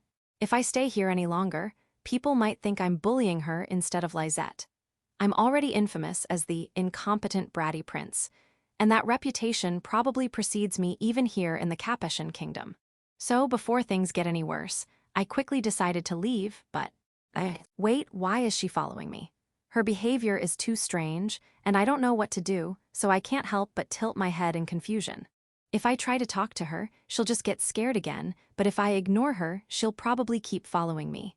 Honestly, I want to figure out what her goal is, but I'm at a loss here. And while I was contemplating all this, more trouble comes my way. Haru. Wyatt. Why is Cass here? And right when Aline's around, he's even talking like a person. Panicking, I rushed to grab Cass and immediately covered his mouth. MMFF. You idiot, this isn't the Dehobalt's royal palace. Why are you even here? I was really flustered at this point. I was so focused on keeping Cass quiet that I couldn't help blurting that out. And then, that cat cannot speak. Aline ran up to us with sparkling eyes, asking curiously. Chapter 94, Second Princess didn't seem to dislike wicked woman. That cat cannot speak. Aline ran up to us with sparkling eyes, asking curiously. Now, what should I do? The options are either play dumb, run away, swear her to secrecy. Whoa, so cute. Looks like the right answer is to win her over and make her an ally. Your Highness Erin, this isn't the best place to talk. How about we go somewhere else? Then you can talk with Cass. Is that true? All right, she took the bait completely. Now, I just need to take her somewhere private and convince her to keep Cass a secret. Really, there's no other option. So I brought her to my room. Could you please keep Cass a secret? I immediately dropped to my knees and begged with all my might. The reflection in the mirror truly suited the title of the incompetent prince. But even so, whoa, so cute, so fluffy. Naya, don't touch there, nya nyafu. Erin ignored me entirely, fully absorbed in stroking Cass' belly. Thanks to that, my partner had a terribly goofy expression on his face. Why, Your Highness Herald, what is this cat's name? Oh, it's Cass. Thank you, Cass is so cute. Nayu Nyufu, this girl is tough, Naya. Honestly, Cass has completely lost here. Haha, so you're not scared of me anymore. Realizing that my bowing had lost all meaning, I stood up, feeling slightly embarrassed, and asked with a wry smile. I guess I said something unnecessary again, and now I've frightened Erin. What am I supposed to do? Are you afraid of Haru? My partner isn't scary at all. He's really kind and really cool. Cass wriggled out of Erin's arms and stood in front of her, shouting. Apparently, he was angry on my behalf because he didn't like how she was treating me. That's not. I don't want someone who says bad things about Haru to touch me. My partner's just too cute. Of course, I'm happy about this. Haha, Cass, thank you, it's okay now. Haru, but still. And no, it's not that. I'm not afraid of Your Highness Herald, it's just that I'm not good with men. With a near-tearful expression, Erin pleaded desperately. It seemed she really wanted to avoid being disliked by Cass. So, Erin's the type who's shy around men. If that's the case, it's understandable why she'd be afraid of me, which means there must have been a reason she was following me earlier. Your Highness Aline, I don't mind. More importantly, if you don't mind, I'd be happy if you could stay on good terms with my partner Cass from now on. Why, yes. With just that one sentence, Erin's near-tearful expression completely changed into a radiant smile. At first, I didn't think they looked alike, but when she smiles, she looks just like Lizette. Cass is so cute. Naya, stroke a little lower, Naya. Now that the misunderstanding had been cleared up, Cass was utterly enchanted by Erin's expert petting skills, wearing an expression of pure bliss. No one would ever guess that this was the infamous disaster beast, Caspar League. I wouldn't have believed it either. So, Your Highness Aline, you had something you needed to talk to me about, right? Why yes, that's right. Thankfully, thanks to Cass, whatever fear Aline had of me seemed to have faded, and she looked at me properly. However, she hesitated repeatedly, as if it was difficult to bring up whatever it was she wanted to say.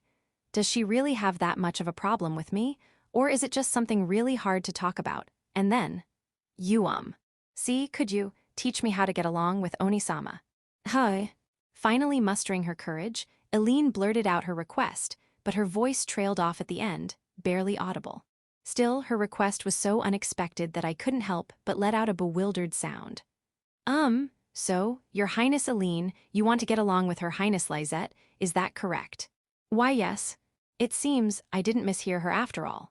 But hold on, wasn't Lizette bullying her sister Aline in Enhaz? I thought they didn't get along.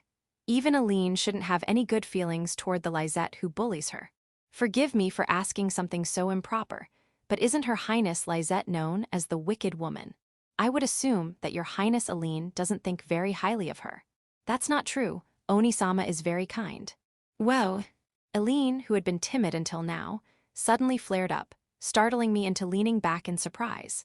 Chapter 95, Wicked Woman and Second Princess are finally able to connect their hearts. That's not true. Onisama is very kind. Well, Aline, who had been timid until now, suddenly flared up, startling me into leaning back in surprise. What is this? I was already surprised when she said she wanted to become friends, but for her to describe Lizette as kind. No, of course, I know that Lizette is actually a kind-hearted heroine. But how could Aline, who had been bullied by her, come to that conclusion? Onisama may say horrible things to me sometimes, but each time, she looked like she was about to cry. When I was being harassed by the servants, she would find some other reason to scold them and help me out. Please, stop calling my sister a wicked woman. Ah, I see. If it's Lizette, she might act like a wicked woman to help her sister. That said, I doubt Lizette herself even imagines that her sister thinks of her this way. Even if it was just an act, Lizette did bully Aline, so she probably believes her sister hates her. Your Highness Aline, thank you for understanding Her Highness Lizette. Before I realized it, I had patted the head of this adorable second princess. Oh, maybe I went a little overboard, but... hey. Aline smiled shyly, seemingly pleased. Looks like my worries were unnecessary. If that's the case, then please let me help. I'm sure Her Highness Lizette cares deeply for you, Your Highness Aline. Really? Yes, there's no other princess as affectionate as her. That's right. She's always wanted her family to notice her, but they never did. To the point where she even resorted to becoming a wicked woman and failed at it. Whenever Xandra and I gave her attention, she'd be so happy and try her hardest to do everything she could for us. There's no way she wouldn't be happy to receive affection from her little sister. So, let's go meet her right away. Oh, and please keep it a secret that Cass can speak human language, okay? It'll be our little secret. Why yes, it's a secret between Your Highness Harold and me. When I playfully pressed a finger to my lips, Aline nodded cheerfully. I'll have to give Cass a talking to later for wandering around like that. Your Highness Harold, you're late. Lizette, who had been happily chatting with Xandra, noticed me and smiled, but her expression immediately clouded. She had noticed Aline hiding behind me. I apologize for being late. After my audience with King Salomon, I met Her Highness Aline and thought we might have tea together, so I invited her. Still hesitant and unprepared, Aline looked confused. But I gently pushed her small back, making her step forward. Your Highness Aline, feelings won't be conveyed if you don't put them into words. Why yes, even though I'm saying something so high and mighty, I wonder which part of me has any right to say that. I haven't conveyed my own feelings either.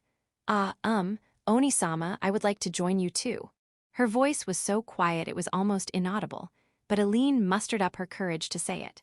Now that the younger sister has done her part, it's Lizette's turn. HHMPH, having tea with someone like you would ruin the taste. Leave immediately. Your Highness Lizette, isn't it time you stopped saying things like that? Xandra coldly pointed it out, and Lizette gasped. As expected of my favorite fiancée, she understood the situation after just a few exchanges. Although her eyes clearly said, "You'll explain this to me later, won't you?" Oni-sama, please, I'm begging you. Aline deeply bowed her head, and Lizette looked confused. Well then, maybe it's time I lend a hand. Your Highness Lizette. Her Highness Aline says she wants to have tea with her kind, beloved sister. Now, it's up to you. So Lizette really thought Aline hated her. Even I, who knew everything about, and has in my previous life, never thought of that, so it's no wonder she didn't realize. So, you know that I've done terrible things to you, right? No, Oni-sama has never done anything terrible to me. You've always cared about me. Adu-sama, Aka-sama, and even Oni-sama never looked at me, but you always did. How ironic. It's one thing for Jean, but for King Salomon and Queen Paula to have never looked at either Lizette or Aline. When you think about it, Lizette, who pretended to bully her, was actually the one who always paid attention to Aline. So, unlike Lizette, who suffered, Aline was saved by that attention. Your Highness Lizette. Wait a minute. Xandra gently pushed Lizette, making her stand before Aline. And then, Oni-sama. Oni-sama. Aline, you fool. Aline threw herself into Lizette's chest, sobbing. Lizette, who caught her, also shed tears. To think you'd resolve something like this while Haru-sama was away. I didn't expect it. It was purely by chance. Actually, the one who made this possible was Cass. Cass, who had been hiding in my chest, popped out and puffed his chest on my shoulder. Xandra and I shared a laugh at my proud little companion. Chapter 96, Mastermind pulls off cowardly and clumsy moves. Look, this is delicious too, so make sure to eat plenty of it. Aline had officially joined our tea party, and Lizette had been persistently offering her sweets for a while now. However, isn't this a bit too much? There's a mountain of sweets piling up in front of Aline.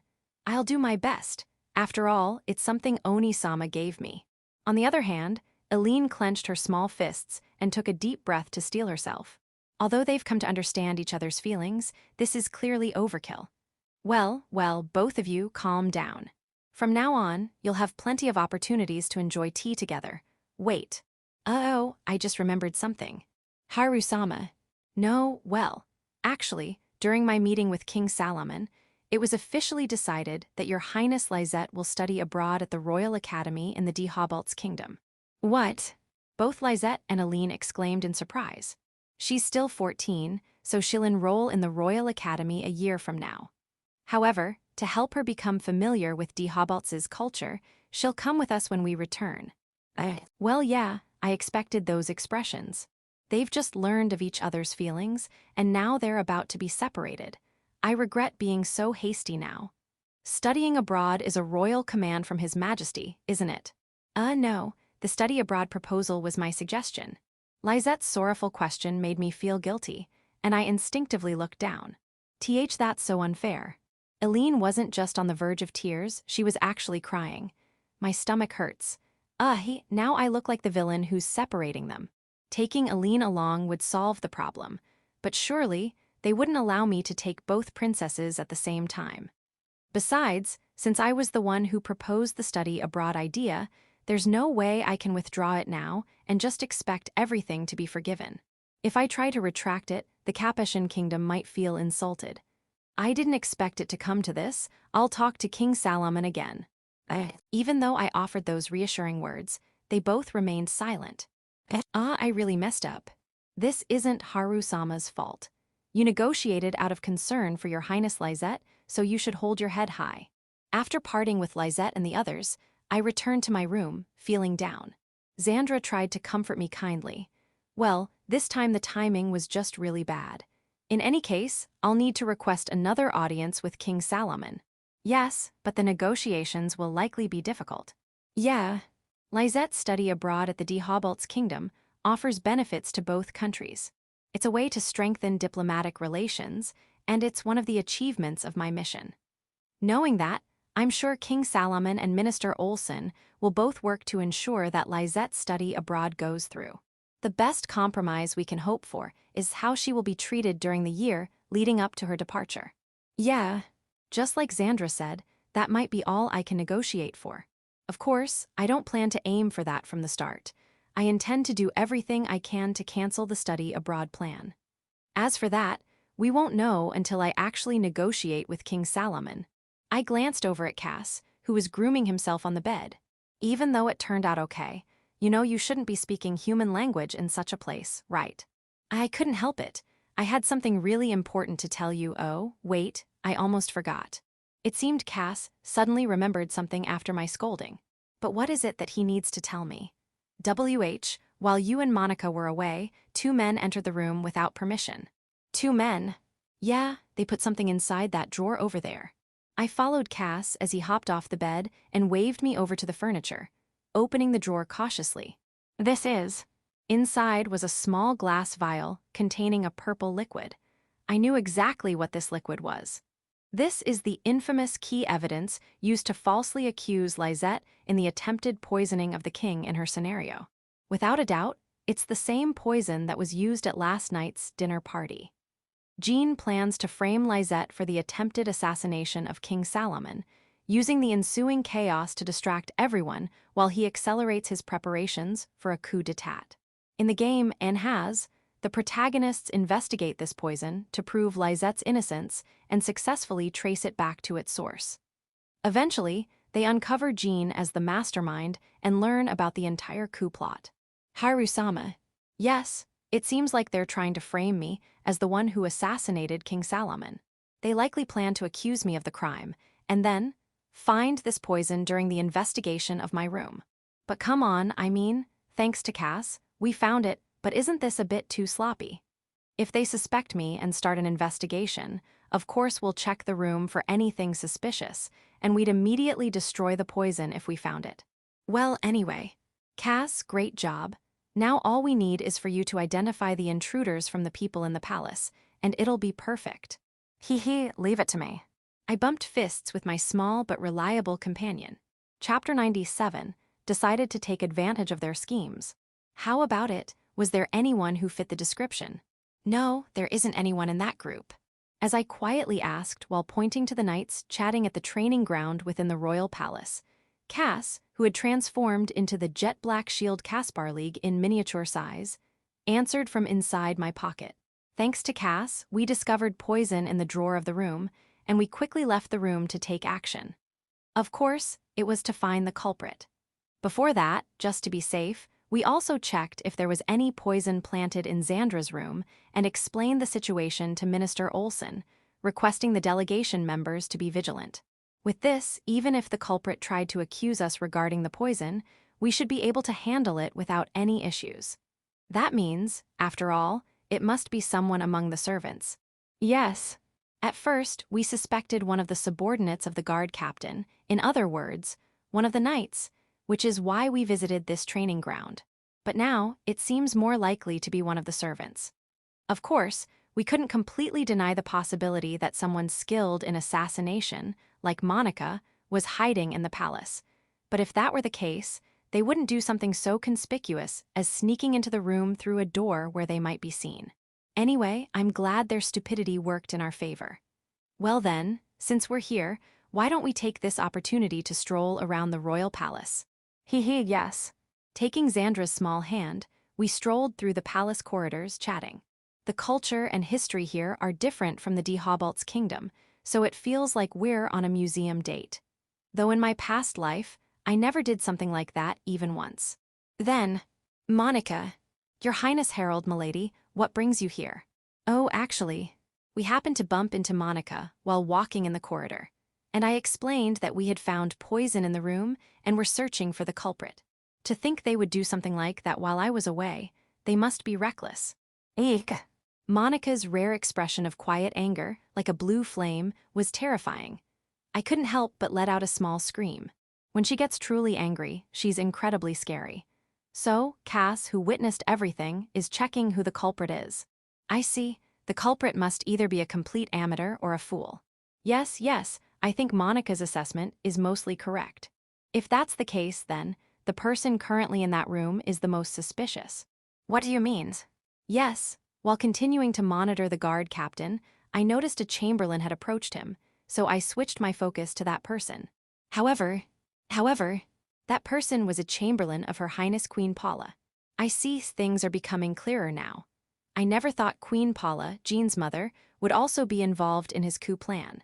Just to be sure, let's have Cass confirm whether that chamberlain is the culprit. If it's a match, then there's no doubt. If both the crown prince and the queen are involved, this is beyond what we can handle alone. Therefore, after confirming no one was around, I whispered to Xandra, Monica, and Cass in my pocket. I see, as expected of Haru-sama. Just like with the Saintess, you're going to crush them all at once, right? If that's the case, please leave it to me. Of course, I'll do my best too. I really have reliable fiancés, a dedicated maid, and a partner. With everyone by my side, even someone like me, the incompetent bratty prince, feels like I can do anything. Well then, everyone, let's do our best. We're going to stop this foolish conspiracy and return to Dehobalt's proudly. Yes. Understood. Got it. What? You've identified the culprit. Yes. In the audience chamber within the royal palace. I nodded to King Salomon, who raised his voice in surprise as I respectfully bowed my head. So, who is the culprit? As for that, I believe it would be best to conduct a formal trial. That way, everyone will be more convinced that the truth was revealed under Your Majesty's just and fair rule. Oh, as expected of His Highness Herald. I say all this, but in reality, I just want to trap them with no way out and capture them all at once. Moreover, by providing the perfect stage in the form of a trial, they'll undoubtedly take advantage of it. For that reason, I humbly request that Your Majesty demonstrate your authority. During the trial, I would like Your Majesty to be present and watch over the proceedings. Of course. I, too, look forward to seeing the despair on the face of the traitor who committed such an act. Leave it to me. I will definitely meet your expectations. See, he's already taken the bait. The Knight Commander's face is filled with a mix of confusion and anticipation. And that's no surprise, right? After all, you were planning to frame me as the culprit under Jean's orders, but I beat you to it. As Cass confirmed, the man he saw was indeed the chamberlain who had been in contact with the guard captain. This confirms that not only the guard captain, but also Queen Paula is connected to Jean. Your Highness Herald, there's no need to hold back any longer. Who is the culprit? Haha, he's acting like a child who can't wait for a treat. If you want to know that badly, I'll tell you. Yes, the culprit is Her Highness Lizette. Chapter 90, 8 Queen is involved in schemes as expected. Silence. Now, we will begin the trial concerning the attempted poisoning of His Majesty the King. 3 days have passed since I told King Solomon the name of the culprit in the recent incident. The knights arrested Lizette as a suspect, and the trial was being conducted with unprecedented speed. During these 3 days, the kingdom's knights had been busy with interrogating Lizette and investigating the situation, all in preparation for this trial. Of course, it was not just the knights' captain, but those around Queen Paula as well. As for me, I was sitting all by myself in the accuser's seat. Unfortunately, Xandra and Monica weren't allowed to sit with me. On the other side sits Lizette, the suspect in this case, glaring at me with eyes that look like they could kill me. Well, I've definitely made some enemies this time. Especially Aline, who has been calling me all sorts of things like inhuman and traitor. She even said, I was a fool to believe in the incompetent bratty prince. But it's too bad for her. Now that the trial has started, unless the real culprit appears, it's certain Lizette will be convicted as the criminal. King Solomon, who was seated on the throne, watched over the proceedings with his face hidden behind a veil. He was probably looking on bitterly. Meanwhile, Queen Paula, who was next to him, seemed to be enjoying herself. Incidentally, even Jean, whose suspension was lifted just for this trial, was also observing. It would be strange if he weren't here since this trial was the reason he was punished in the first place. Now, Your Highness Herald Weir Dehobalts, please explain the events leading to this accusation and the reasons behind it. Yes, I stood at the witness stand and explained to the judge in detail how Lizette was the culprit. Thankfully, the knights had perfectly prepared all the evidence to incriminate her, though it was all fabricated. Next, Your Highness Lizette Josephine de Capeshan, do you have any rebuttal to the testimony given by Herald, Your Highness? Oh yes, I have plenty. Of course, there's no way she would silently accept a false charge. If she does that, she wouldn't escape execution even as the first princess. To begin with, everything that His Highness Herald, or rather, the incompetent bratty prince, has said is complete nonsense. What benefit would I possibly gain from doing such a thing? Your Highness Lizette, that doesn't prove your innocence. You need concrete evidence. If it's evidence, or rather, a witness, I am here. I was always by Onisama's side. Silence. Aline, who was usually so timid, stood up in the audience and raised her voice with a desperate look on her face. But naturally, the judge stopped her. More than that, Queen Paula, who was sitting beside King Solomon, seemed utterly shocked by Aline's actions. She must never have imagined that her own daughter would defend Lizette, the daughter of her hated rival. But Aline wasn't the only one interfering with the trial. Please wait. I, Alexandra Ob Chevalier, will also testify that Her Highness Lizette is not the culprit.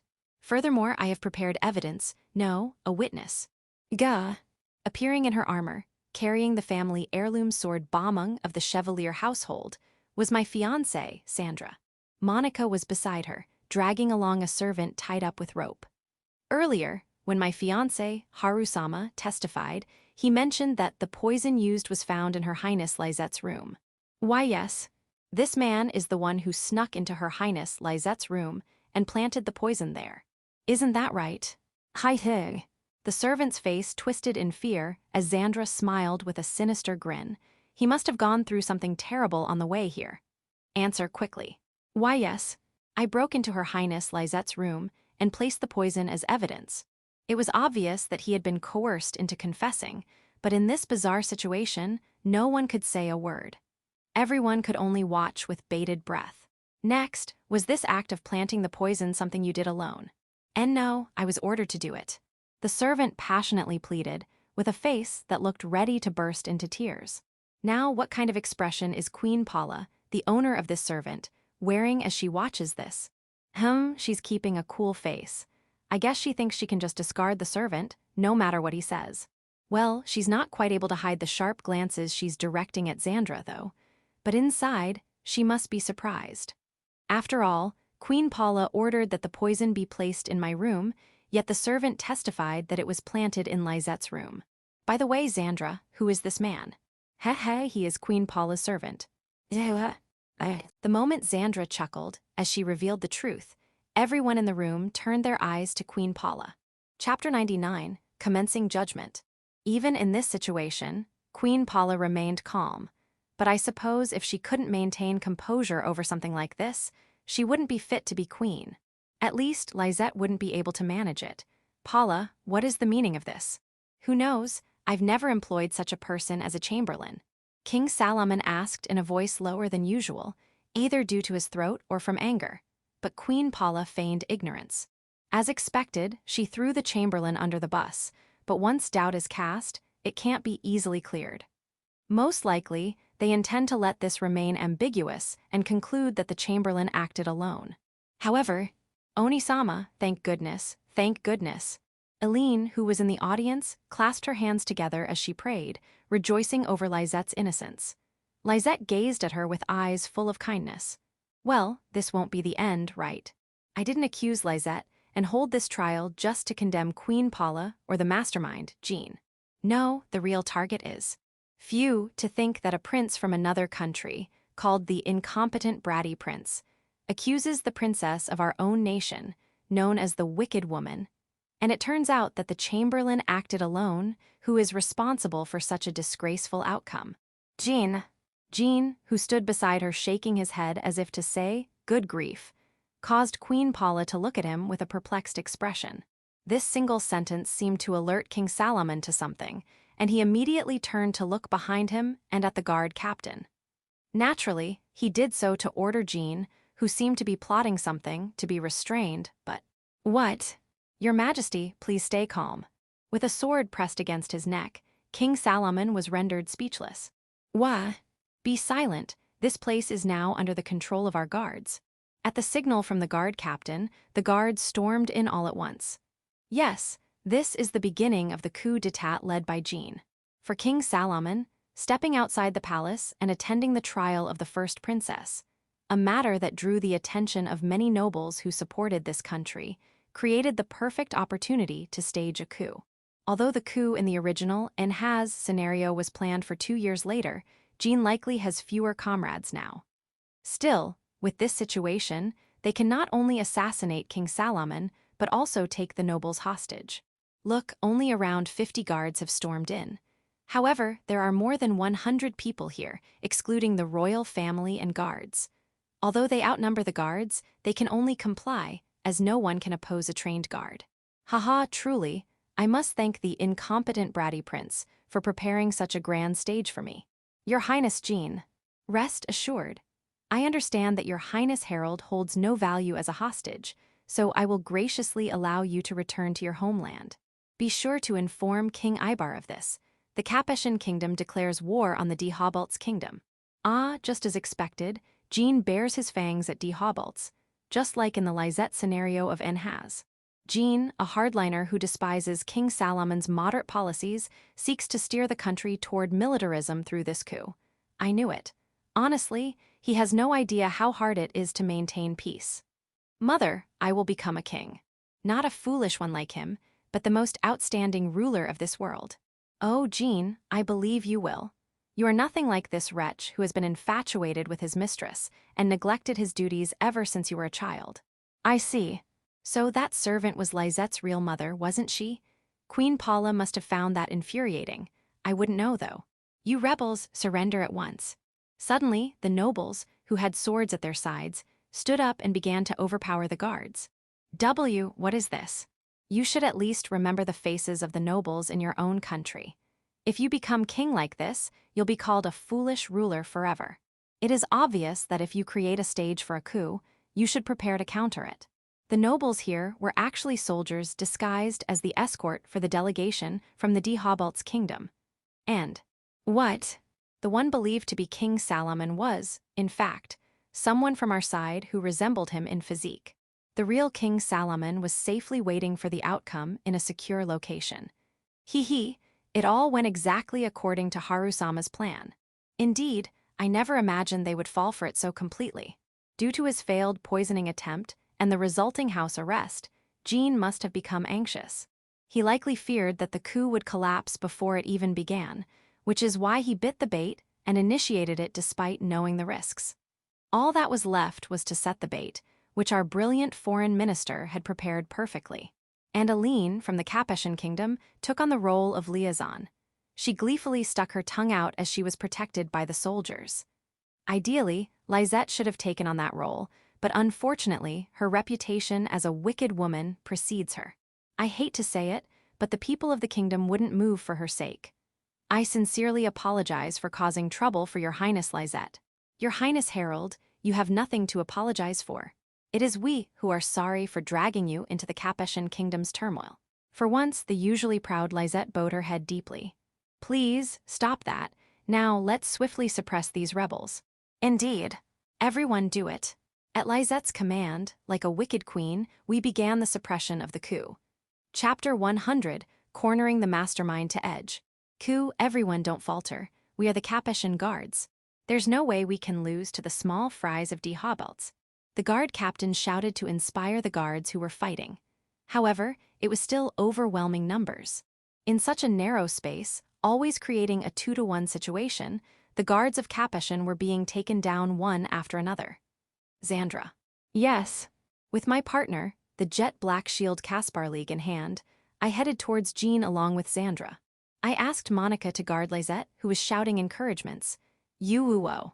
You're in the way. Nahi. The guard who charged at us with a loud cry was sent flying by Xandra's casual swing of her bombung. Usually that's how mobs are treated, right? Just in case, I glance at Xandra. Yep, her eyes aren't turning red like they did during the incident with the Saintess of Christia. I'm relieved. As we got closer step by step, more and more guards come at us one by one, but most fall to Xandra's sword, and those who barely managed to attack were all blocked by me and Cass. Speaking of which, ever since I earned the title together with my partner, my former flimsy defense has transformed into the highest class defense in Nhaz. There's no way attacks from mob knights could get through. And then, Your Highness Jean Christophe de Capeshan, your dream of seizing the throne is over. Surrender quietly. Ha ha ha, to think that my plan would be ruined by the likes of the incompetent bratty prince. Jean covered his face with both hands and let out a dry laugh. So, how did you figure out I was plotting a coup? No, with the way you were glaring at His Majesty Salaman, it was obvious. Actually, I'm more surprised you thought we wouldn't notice. I answered Jean's seemingly genuine question deliberately. However, in truth, I had known about it from the start. Besides, we need to return to the Dehobalt's kingdom soon, so could you give up already? Though I said it in an annoyed tone, I knew this man wouldn't give up so easily. After all, even in Nhaz, when the protagonist stopped the coup, Jean resisted to the bitter end. Your Highness Jean. The guard captain, who came to rescue Jean, charged at us while wildly swinging his sword. Is this what you call loyalty? It seems he's ready to share Jean's fate. We have not lost yet. As long as His Highness is with us, we can still lead this nation. Is that so, indeed? Hey, don't be so easily swayed. Even if you manage to escape, that future will never come. But well, this is how it goes. Haru-sama, I'll take care of this. Xandra, be careful. Facing the guard captain who stood to protect Jean, Xandra pointed the tip of her bombung at him. I know she'll finish him off in an instant, but still, I can't help but worry. Your Highness Herald, no, you're nothing but a nuisance interfering with my path to domination. Pay with your blood. Yes, yeah. Jean roared in grandiose fashion, drawing a long, thin sword. It was probably the SR weapon Arami's sword, the one you obtain after defeating Jean, the event boss in Nhaz. Wait, what? That sword. Oh, you recognize it. Indeed, this sword is the legendary blade, Holy Sun Sword Durandal. No. Why does Jean have a weapon? Besides, this sword is supposed to be a heroine's exclusive weapon. Don't just use it without permission. Haha, it seems your shield is quite formidable, but it surely cannot withstand the sharpness of this sword. I'm not worried about that, but why does this guy have a weapon? Anyway, the event boss Jean wasn't much of a threat, being on the same level as Lorenzo, whom I fought during the Saintess abduction incident. His primary attack is fire-based long-range skills, which are easy to deal with. Besides, Holy Sun Sword Durandal is a close combat weapon, and its unique skill, Fanfare, enhances the sword's power by surrounding it with holy light, tripling its attack. But unless you're a close combat character, it's not that useful. Well, it doesn't matter. If he's easy to beat, then that's fine with me. Come at me.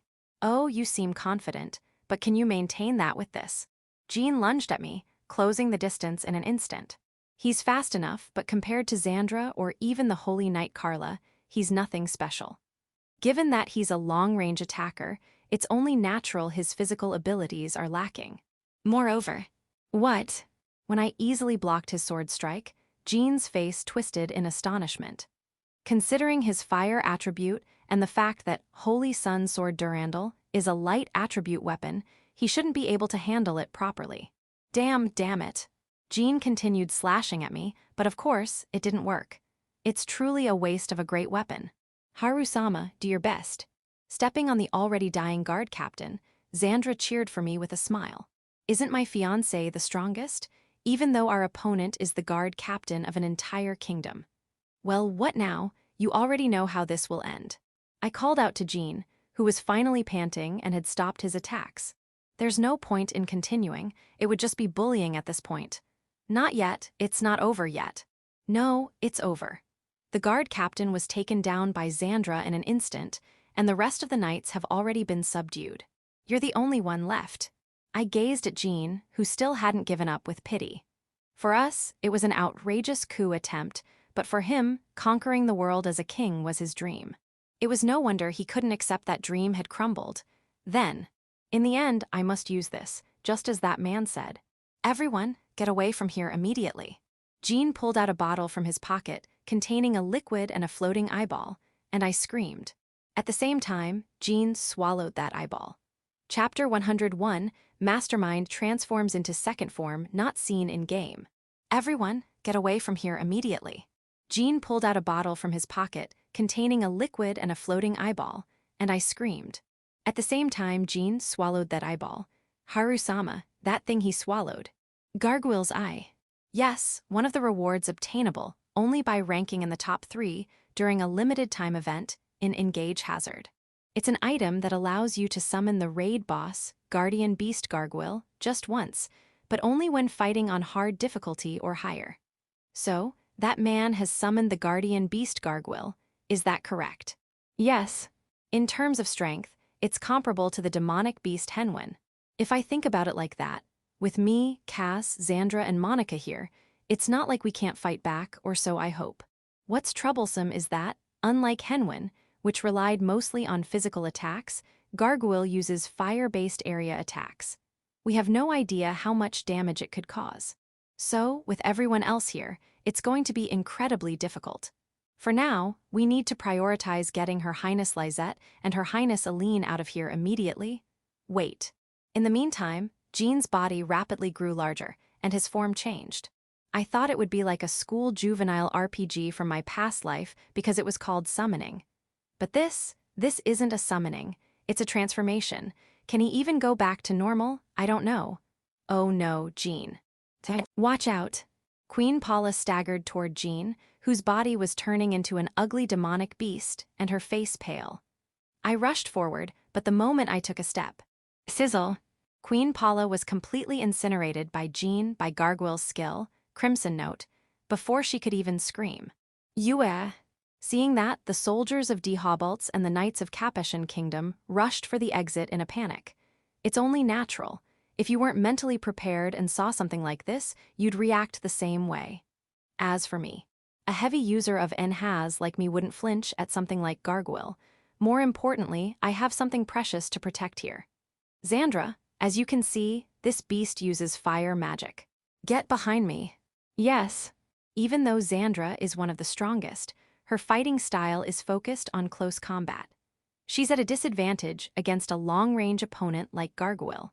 So to defeat this thing, I'll have to block its fire attacks with the Jet Black Shield Caspar League and slowly approach. Haru-sama, how do you know about this demonic beast? I knew that question was coming.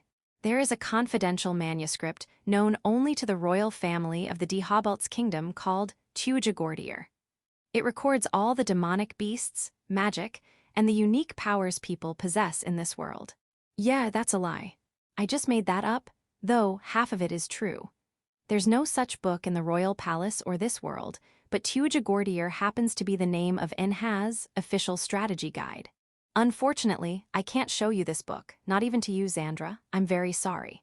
No, please don't worry about it. In that case, it also makes sense what happened with the demonic beast Henwin. Phew, looks like Xandra bought it. I feel bad for deceiving my fiancée, who's my favorite character, but I can't exactly reveal to her that I'm a reincarnated person. At that moment, GRO. I was surprised. In Enhaz, Gargoyle doesn't make a sound, or rather, it should have been silent. Maybe it's because Jean transformed into Gargoyle rather than summoning it like in the game. Gwah. Now's not the time to be relaxed. I blocked the fireball shot from Gargoyle's mouth, which had fully transformed into the creature I saw in Enhaz, with my shield. Cass, are you ready? Nyahaha, of course, this is nothing. My reliable partner answered with a laugh. Not only me, but Cass also has a title. With us now, there's no attack we can't block. Jaya. With its focus fully on us, Gargoyle kept firing fireballs. Thanks to that, we were able to help Lizette, Aline, and the soldiers escape during the distraction. Still, just in case. Qhahaha, what's wrong, Jean?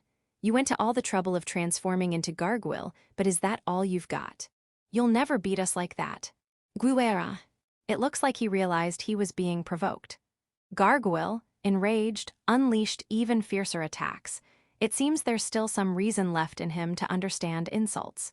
If that's the case, as long as I keep taunting him and drawing his aggro, we might be able to minimize the damage here. Wait. Infernal flame. Igua. Suddenly, a mass of black flames hit Gargoyle's left shoulder and continued to burn without going out. This is. I am Lizette Josephine de Capeshan, first princess of the Capeshan kingdom. I'll clean up my brother's mess, as his younger sister. From behind me, Lizette, the main heroine of this scenario, proudly and arrogantly roared. Chapter 102, Trampling Them Together with Precious Ones. I am Lizette Josephine de Capeshan, first princess of the Capeshan kingdom. I'll clean up my brother's mess, as his younger sister. From behind me, Lizette, the main heroine of this scenario, proudly and arrogantly roared. What are you doing? Please run away quickly. Run away? Your Highness Herald, don't say such foolish things. There's no way I would show my back to something as trivial as a slightly larger bat with horns, is there? When I turned back and shouted, Lizette covered her mouth with the back of her hand and chuckled. Oh, come on, this isn't the time for a wicked woman act. And slightly larger. It's clearly close to 10 meters, you know. Wait. G-O-O-A-R-R-R-G-H-H. Tusk. I hastily blocked the fireball that was launched, not at me, but at Lizette. Oh man, I guess I have no choice. Your Highness, Lizette, I can't protect you if you stay there.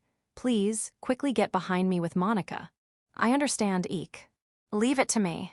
Monica quickly picked up Lizette and hid behind me. As expected of my personal maid. If only she doesn't have that teasing habit, she'd be incredibly capable. And what about Her Highness Aline? Rest assured, she has been safely evacuated. It's just us here. All right, now I can focus on defeating Jean, no, the Gargoyle. Your Highness Lizette, it's probably no longer possible to save Prince Jean. There's no need for unnecessary concern.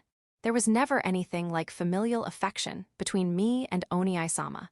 You need not hesitate. Lizette answered with a lonely smile.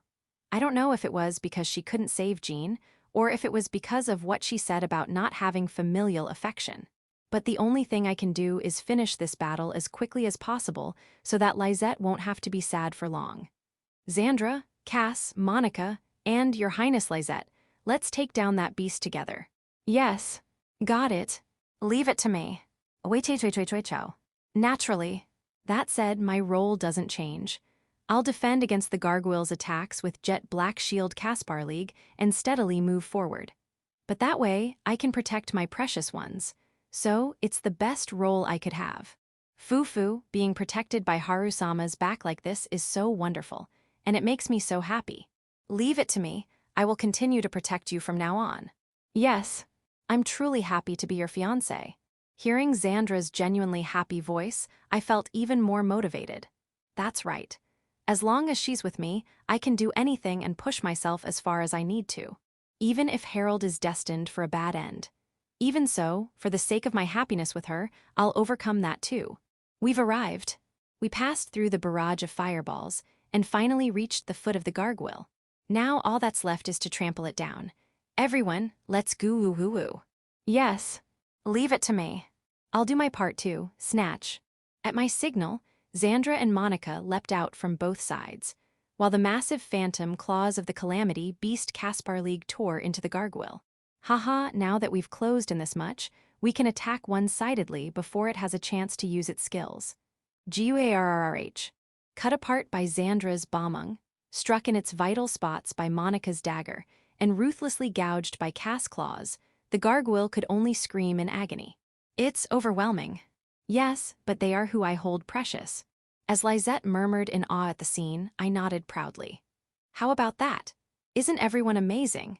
Even if they're not the heroines of Nhaz, even if they don't have named roles, even if they don't wield weapons or are treated like fodder, we won't lose to anyone. Even if it's the protagonist or the final boss. And then, GGUO. The gargoyle, which was reduced to an unrecognizable form, collapsed to the ground, spilling molten-like blood, and fell silent. Chapter 103. Behind the scenes manipulator has been revealed. About 3 minutes had passed since the gargoyle fell silent. The massive and ominous form disappeared, leaving only Jean's body, battered by our attacks and gradually turning into white sand. You took the life of your biological mother, Queen Paula, and was defeated by us in an instant. You don't have much time left. I see. I confronted him with reality, but Jean responded with a somewhat relieved expression. In the end, I was merely manipulated. Hey, Jean, why did you attempt such a reckless coup without proper preparations? His lower half had already turned into white sand, and he probably didn't even have a minute left. Still, I wanted to know. In the main story of Engage Hazard, Jean could have automatically become the next king just by waiting for King Salamon to die of old age. So why did he choose the path of usurpation? When will King Salamon, my father, die? That's a year from now. Or maybe 3 years, 10 years, or even further down the road. Meanwhile, I will also age. How foolish. I thought there might be a more reasonable reason, but he was just impatient to fulfill his ambitions. In the first place, your ambition, the world domination, was impossible to achieve within your lifetime, even if the coup had succeeded.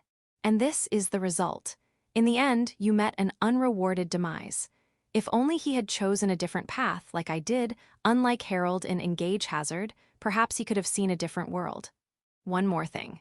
How did you obtain Holy Sun Sword Durandal and the liquid-contained gargoyle sigh?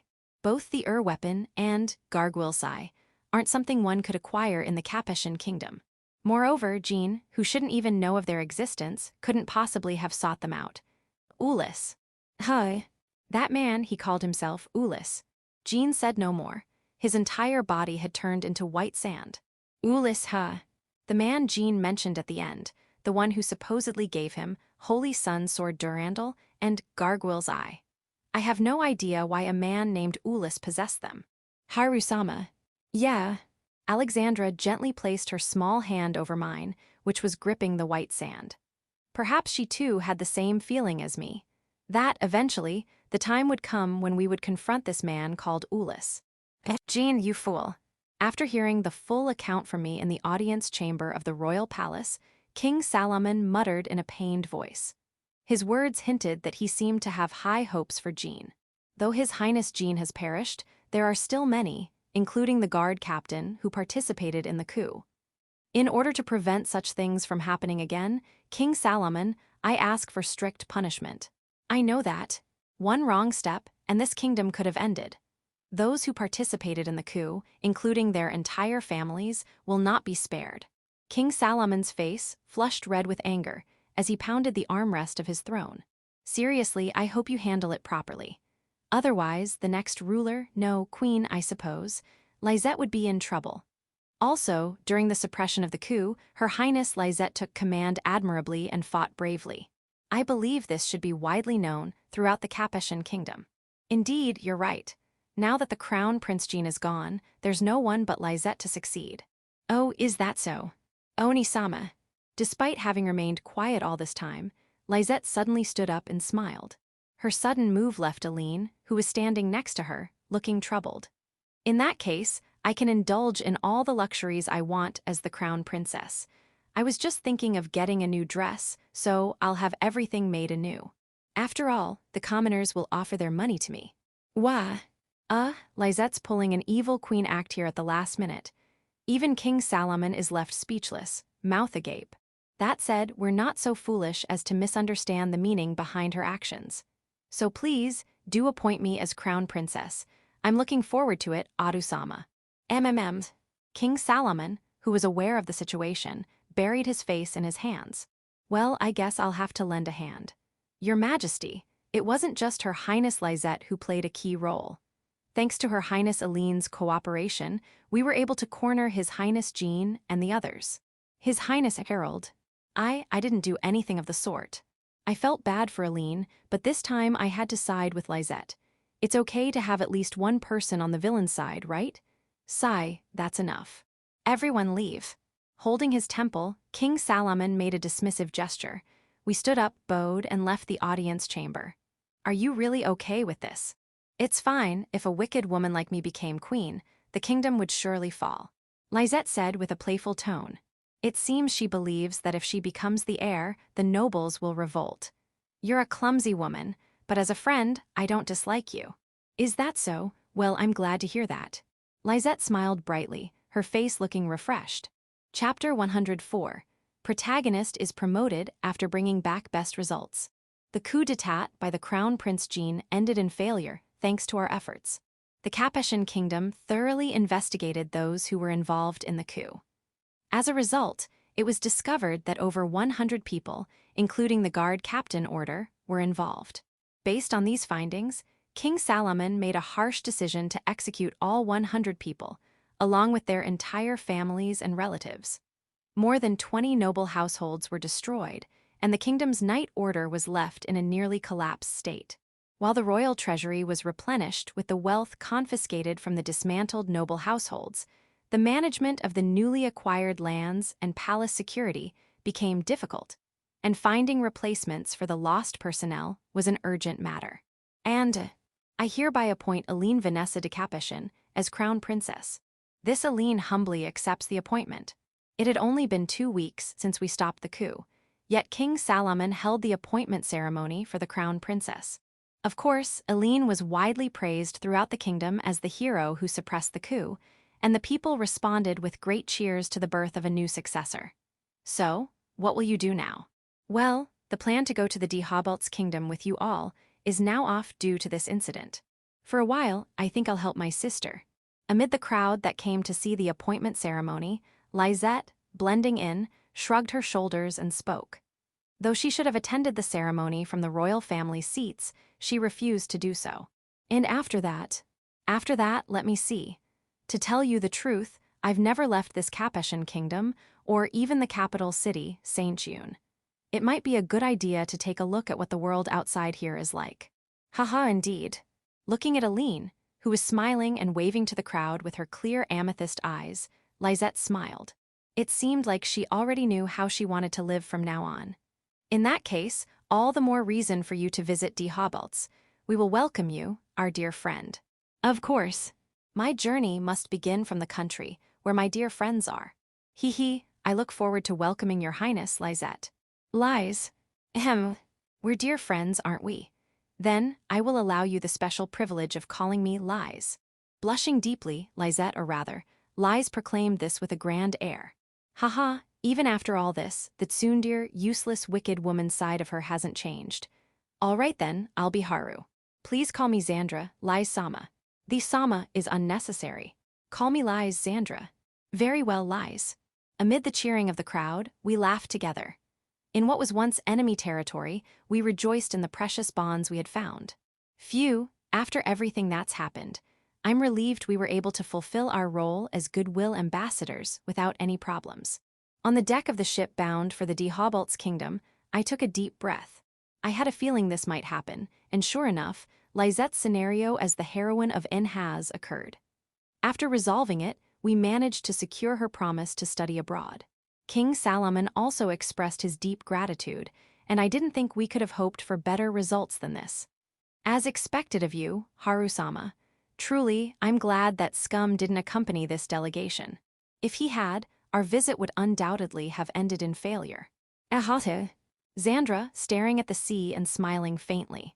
Her harsh words made me smile wryly, but I couldn't deny their truth, so I just nodded. But we can't let our guard down. When we left the Capeshan kingdom, Wilfred seemed to have some kind of plan. Given that, there might be unexpected events waiting for us when we return. We should remain cautious. Indeed, though Oni-sama has informed me that there are no suspicious movements within the royal palace, knowing how sneaky that Scum is. While we were in the Capeshan kingdom, Cedric and I exchanged letters via carrier pigeons. And as Xandra said, all his messages reported that the Dehobalt's kingdom was peaceful and mainly expressed concern for her. However, that's exactly why I can't shake this sense of unease. Don't worry, even if that Scum tries something, I will be here. Monica will be here. Cass will be here. The Chevalier household, no, everything you have built until now will surely protect you, Haru-sama. Yes, you're right. Taking my hand and holding it to her chest, Xandra gazed at me with eyes full of love. Just that gaze alone is enough to make all my worries vanish, and I feel like I can do anything. Haha, we'll be back in the kingdom in a few hours. For now, let's focus on relaxing after this journey. Yes. Looking ahead at the approaching land of Dehobalts, we smiled at each other, shoulders touching. And, Brother Harold, I have been entrusted with the Royal Guard Division by Father, His Majesty Ibar. Wilfred, who went out of his way to meet our delegation despite us not asking for him, greeted us with that infuriating smirk, boasting of his new position. Chapter 105. Hearing about achievement, First Prince opens wide eyes. Brother Harold, I have been entrusted with the Royal Guard Division by Father, His Majesty Ibar. Wilfred, who went out of his way to meet our delegation despite us not asking for him, greeted us with that infuriating smirk, boasting of his new position. The Royal Guard Division? That is the elite army of the kingdom, defending the royal capital, Cadet. Being entrusted with the management of such a prestigious position means that King Ibar has decided to raise Wilfred as a key figure in the kingdom. That being said, so what? Maybe because my reaction was unexpectedly lukewarm, Wilfred let out a dumbfounded voice. So, I'm asking, what's so important about that? Did you want some congratulatory words? And no, it's not that. What an idiot. He seems to think that he has achieved something greater than me, who was chosen as the goodwill ambassador. But evaluations of people aren't determined by titles alone. Wilfred has only been appointed by the king. What happens from here depends on him. On the contrary, he doesn't seem to realize that being in such a position means he'll be subject to even more scrutiny than before. He probably doesn't realize it at all. Since you've been entrusted with such a role, the responsibility is heavy. I hope you won't make any mistakes and cause trouble for those around you. As if I'm not like you, brother. That sort of thing won't happen. Wilfred snorted, as if mocking me. Has he forgotten the time when he was host to the Holy Kingdom Balshan and behaved selfishly, which caused the civil officials to turn their backs on him? No, now that I think about it, this guy probably believes that was a success. What a simpleton. Anyway, I don't have time to waste talking to you anymore. I need to report the results of this mission to His Majesty the King. That's right. Brother has merely continued the task of maintaining friendly relations. A simple job, right? You must be tired despite doing nothing, so why don't you take it easy for a while after your report? I'll do that.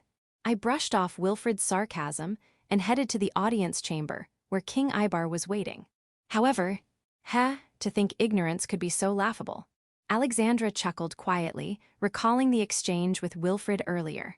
Well, what we accomplished wasn't just goodwill.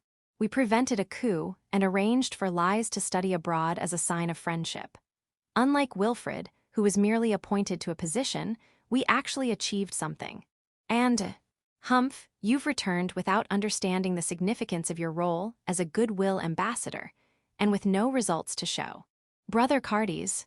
To make matters worse, I ran into Cardes in the palace corridor. Actually, I'm on my way to report to His Majesty now. Would you like to join me, Your Highness Cardis? Ahem. The Minister Olsen stepped between Cardis and me, proposing this with a pleasant smile. But when he glanced at me, there was a hint of a smirk, so he probably had something in mind. Yes, if brother comes along, I'll feel more secure. Fool, even if I'm there, His Majesty isn't lenient enough to overlook your failures. Be prepared. Yes. I wonder what face Cardis will make once he hears about the results of this mission. I'm looking forward to it a little. By the way, I heard Wilfred has been put in charge of the Royal Guard Division. I peered at Cardis' face to gauge his reaction. Knowing how prideful he is, I bet he's jealous of Wilfred being entrusted with the military of the capital. You've heard too. Yep, Cardis is not happy. His face is twitching, and he looks like he just swallowed something bitter. Yes, Wilfred happily told me all about it. I see, but the fact that he, my right-hand man, has taken such a high position only means that I have gained an advantage over Raphael. Even though he says that, I know he's not really pleased. Cardis' faction has few supporters with military power, and now that Wilfred has gained control over the military of the capital, his influence within the faction is bound to increase. He must have a headache over this. Then, with Cardis remaining silent, we entered the audience chamber. Herald, you have returned safely. Yes, this herald has completed his mission as goodwill ambassador and returned. I reported the results of this mission to King Ibar. Naturally, I included the details of the coup in the Capeshan kingdom and Lai's plan to study abroad. Thus, Her Highness Lizette will arrive in the kingdom next spring. His Majesty Salaman was very pleased. I see. King Ibar nodded, without showing much emotion. Perhaps he wasn't too happy about me achieving success in this mission. After all, it was the Chancellor and Minister Olsen who recommended me as goodwill ambassador. On the other hand, King Ibar had tried to send Wilfred along as my assistant and even gave him the Royal Guard Division. It's clear that King Ibar favors Wilfred, not that it matters. I understand. When Her Highness Lizette comes to study abroad, you will look after her. Understood. Very well. Now, return to your quarters and rest from your journey. Thank you for your consideration, Your Majesty. After seeing King Ibar leave the audience chamber with his attendants, I let out a breath and stood up, but yeah, Cardis is still frozen, unable to stand. He probably didn't expect me to return with such results, not that I care. I glanced at the stunned Cardis and left the room with Minister Olsen and the others. Section: Audiobook by Masquerade at Masquerade Audiobooks. Chapter 106 encounters the protagonist's planned master. Oni Isama, why didn't you tell me that scum was entrusted with the Royal Guard Division? Yes, it's me, Herald. Currently, I am at the Chevalier household's townhouse, watching Cedric, who is being stared at by Xandra with an icy gaze. You don't need to worry, Alexandra. Many in the Royal Guard Division are loyal to the Chevalier household. Besides, there's no way he could possibly lead the Royal Guard Division. And why is that? The Royal Guard Division has Bradley Drake as the division commander. Wait, I've heard that name before, Bradley Drake. Wait. H. Harusama, what's the matter? Xandra worriedly peeked at my face as I screamed upon recalling that name. I completely forgot. Bradley Drake, is the protagonist's master in Engage Hazard. He's a middle-aged man, a model soldier with strict but flexible thinking, and serves as the overseer of events in which the protagonist gains experience, credits, and enhancement materials under the guise of trials. Never in my wildest dreams did I expect a character like him to be the commander of the Royal Guard Division. That makes Cedric's, no need to worry, completely unreliable. Besides, isn't it strange that Wilfred is in a position to oversee the Royal Guard Division while there's already a division commander? Doesn't that create two separate chains of command? Exactly. That's why I said there's no need to worry. The soldiers in the Royal Guard Division all revere Commander Drake, and none of them are happy about this arrangement. I see. Furthermore, I've spoken with Viscount Coleman, the vice commander, just in case. I've told him, don't let Wilfred have his way under any circumstances. Cedric slightly opened his eyes and raised the corners of his mouth. It seems he's already taken all necessary precautions. So that's how it is. That scum will be reduced to less than an ornament in the Royal Guard Division, won't he? He'll probably be treated much worse than that. My fiancé and my brother-in-law are making some rather sinister faces. However, in Enhaz, these two were master and disciple. As Cedric mentioned, there's no guarantee things will go smoothly. And so, well then, so this is it. I brought Xandra, Monica, and Cass with me to visit the Royal Guard Division barracks, which were about 20 minutes away from the Royal Palace by carriage. According to Monica's prior explanation, 1,000 guards were stationed here, undergoing daily training in preparation for emergencies. To become a Royal Guard, one must pass through rigorous selection, and while many aspire, the acceptance rate is about 1 in 100. It was a very narrow gate. In short, it was an elite military unit of the kingdom. Oh, their training. We watched the guards training from a distance. Well, Xandra's training is far harsher by comparison. Come Ewan. Put more effort into it. Among the guards training diligently, a middle-aged man with white hair and a beard was shouting loudly. No doubt about it. That's Bradley Drake, the Royal Guard Division commander. I checked the surroundings. Yep. Wilfred isn't here. If that's the case, there's no need to hold back. Excuse me, we'd like to observe for a bit. Over there, focus on your stance. Who are you, a new recruit? It seems Commander Drake doesn't know who I am. But that's not surprising. After all, he's never once attended any royal event I've been present at. Still. Excuse me, Commander, but does your position allow you to address the third prince of this kingdom, Haru-sama, as a mere recruit? Of course, my fiancé wouldn't let such disrespect slide. Of course, I am not here to pick a fight with Commander Drake, so I'm doing my best to calm her down. My deepest apologies. I am Bradley Drake, entrusted with the soldiers of the Royal Guard Division. Though he hurriedly knelt, his tone and expression showed no sign of remorse. In fact, he's blatantly mocking me. Well, I don't mind. I'm only here out of curiosity, after all. However, I don't appreciate the mocking stares from the other guards. By the way, is it correct to address you as Your Highness Herald? What brings you to such an unsightly place? Nothing in particular.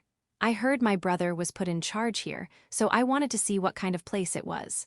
After all, it's a role even he can handle, right? I dropped the polite tone and decided to mock him in return. As expected, the guards bristled with anger. Indeed, as Your Highness Herald says, overseeing these soldiers may not be too difficult. However, Commander Drake's previously relaxed attitude shifted as he glared at me with a sharp, murderous gaze. We, the Royal Guard Division, serve the Dehobalt's kingdom alone. Not even a prince of this kingdom could command us with ease. So, as Cedric said, they clearly aren't happy about Wilfred being put in charge. Perhaps their rudeness toward me is rooted in that. I don't care. It's not like I'm in charge of the Royal Guard Division. However, I'm not magnanimous enough to overlook such disrespect. After all, I am the incompetent bratty prince. Chapter 107. Decided to show off results of special training with beloved fiancé. I don't care. It's not like I'm in charge of the Royal Guard Division. However, I'm not magnanimous enough to overlook such disrespect. After all, I am the incompetent bratty prince. I bet he never thought that I would respond like this, even with all that murderous intent directed at me. Commander Drake is obviously bewildered. Well, whatever. If the Royal Guard Division is only capable of mocking others, then it's perfectly suited for that guy. Let's go, Xandra. Yes. For some reason, Xandra looked at me with a somewhat heated gaze and happily took my hand. Honestly, I think I was being pretty insolent and disrespectful toward Commander Drake. As I tilted my head in thought, I began to leave the tent with Alexandra and the others. You're in the way. Since you're here, how about joining our training, Your Highness Herald? It seems you've misunderstood the Royal Guard, so it might be best if you experienced firsthand what we're about. Maybe he's thinking of using training as an excuse to rough me up. However, I don't have time for that since I have my usual special training with Alexandra afterward. Well. Haru-sama, since Sir Drake has kindly invited you, accepting the offer could be interesting. Alexandra grinned while pulling my hand, her lips curling mischievously. It seems she plans on giving them a taste of their own medicine. Sigh, my fiancé is also saying so I'll participate since it's a rare opportunity. Oh, as expected of His Highness Herald. You're so understanding. When I said that with a sigh, Commander Drake opened his eyes wide and slapped me on the shoulder with a cheerful look on his face. This guy is the protagonist's master, so he's really strong. Ouch. Well then, I'll go change into my training clothes. We'll be waiting, escort His Highness. Yes, sir. With one of the guards acting as a guide, we headed toward the changing room. I hate to say it, but I don't think His Highness Herald can keep up with our training. Was that concern, or is he mocking me, thinking I'll run away after taking his words to heart? The guard advised me as such. Well, I'll try not to get in the way and do my best appropriately. I smiled confidently at the guard. Are you sure it's just a shield for Your Highness Herald? Of course. After I changed into my training clothes, Commander Drake repeatedly confirmed. It seems he, like the others who fought with Cardes during the bout with Carla, plans to mock me. That was what I thought. How does he plan to fight with just a shield? Even after speaking so boldly to our commander, His Highness Herald really is just like the rumors say. Silence. To my surprise, Commander Drake yelled at the guards who were smirking at me. That's unexpected. Your Highness Herald, I apologize for my subordinates' rudeness. Please forgive them. No, I'm used to it, so it's fine. In stark contrast to earlier, Commander Drake sincerely apologized. So, how does the Royal Guard Division conduct its training? Oh, right. In our Royal Guard Division, aside from raw recruits who lack the basics, we focus mainly on sparring in simulated combat scenarios. So for you, Your Highness Herald, we will begin with the basics. If that's the case, I'd like to spar as well. I hinted that I wasn't as much of a novice as Drake thought. Ha ha ha, indeed. If His Highness were a novice, there's no way he would have chosen a shield. Commander Drake laughed heartily while slapping my back, making me look at him in disbelief. Honestly, I wish he'd be a bit more mindful of his strength. Then, for your opponent, we'll have that person. As he said this, Commander Drake pointed at, I never would have imagined it was a Royal Guardsman wearing an orange armband. In the NHAS event, Commander Drake's trial had different difficulty settings, and the Royal Guards Division that appear as enemies wore blue armbands for easy mode and red for ultimate difficulty. So, an orange armband means very hard difficulty. Are they putting me up against someone at a different level to make me suffer, or do they recognize that I'm at a very hard level? It's hard to say. This is getting exciting. Ah, it seems to be the latter.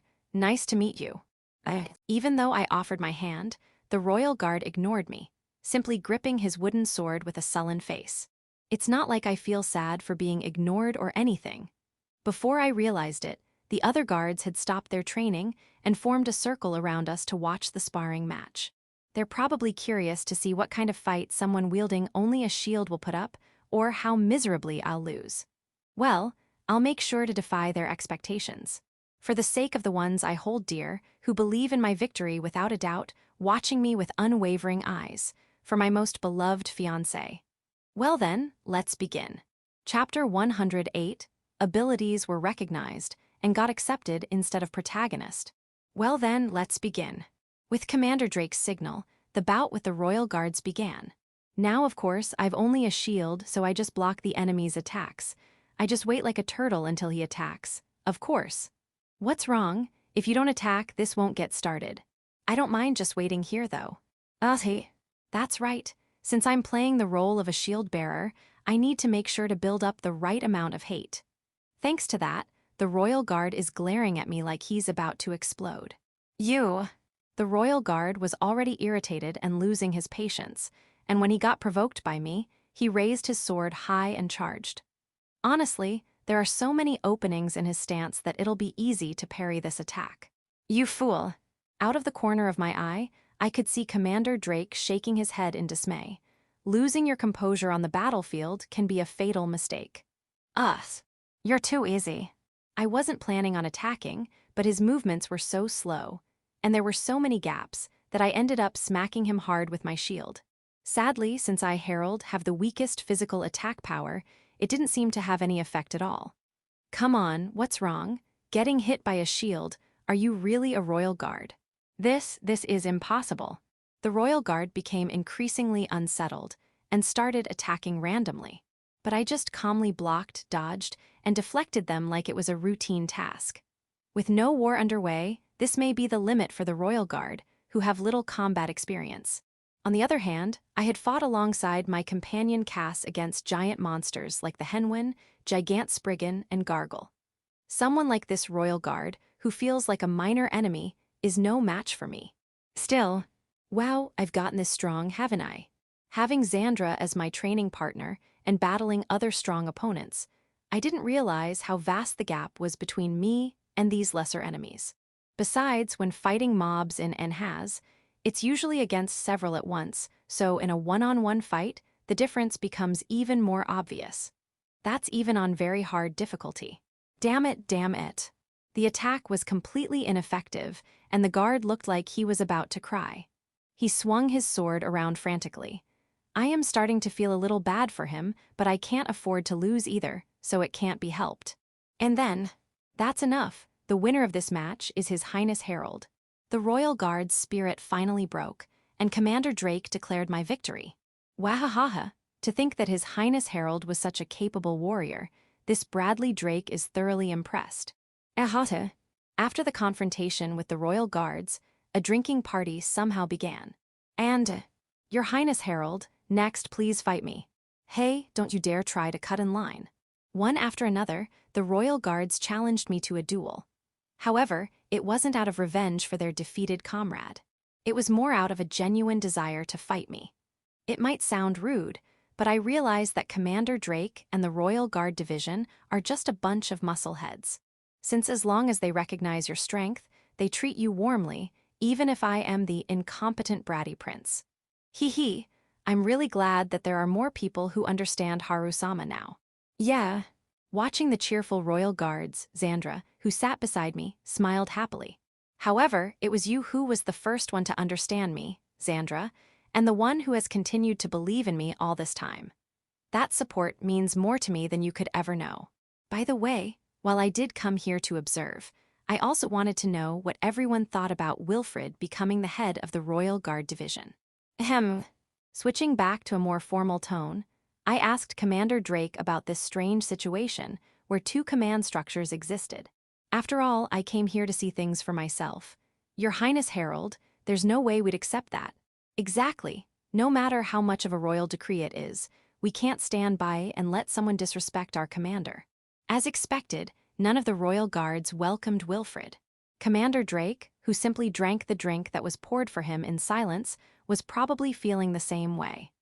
Besides, since His Highness Wilfred was appointed head of the Royal Guard Division, he hasn't even shown his face here once.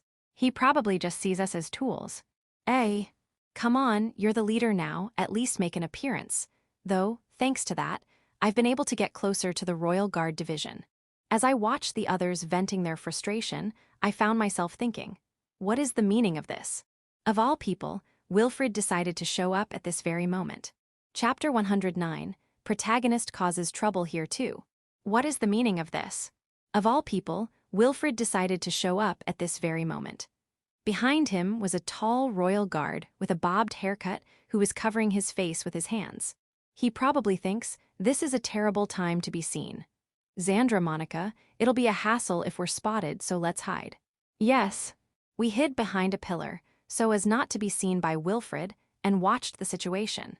Thankfully, the royal guards noticed us and subtly formed a wall to shield us. Who are you?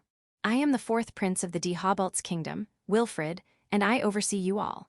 Just as he did with me, Captain Drake taunted Wilfred.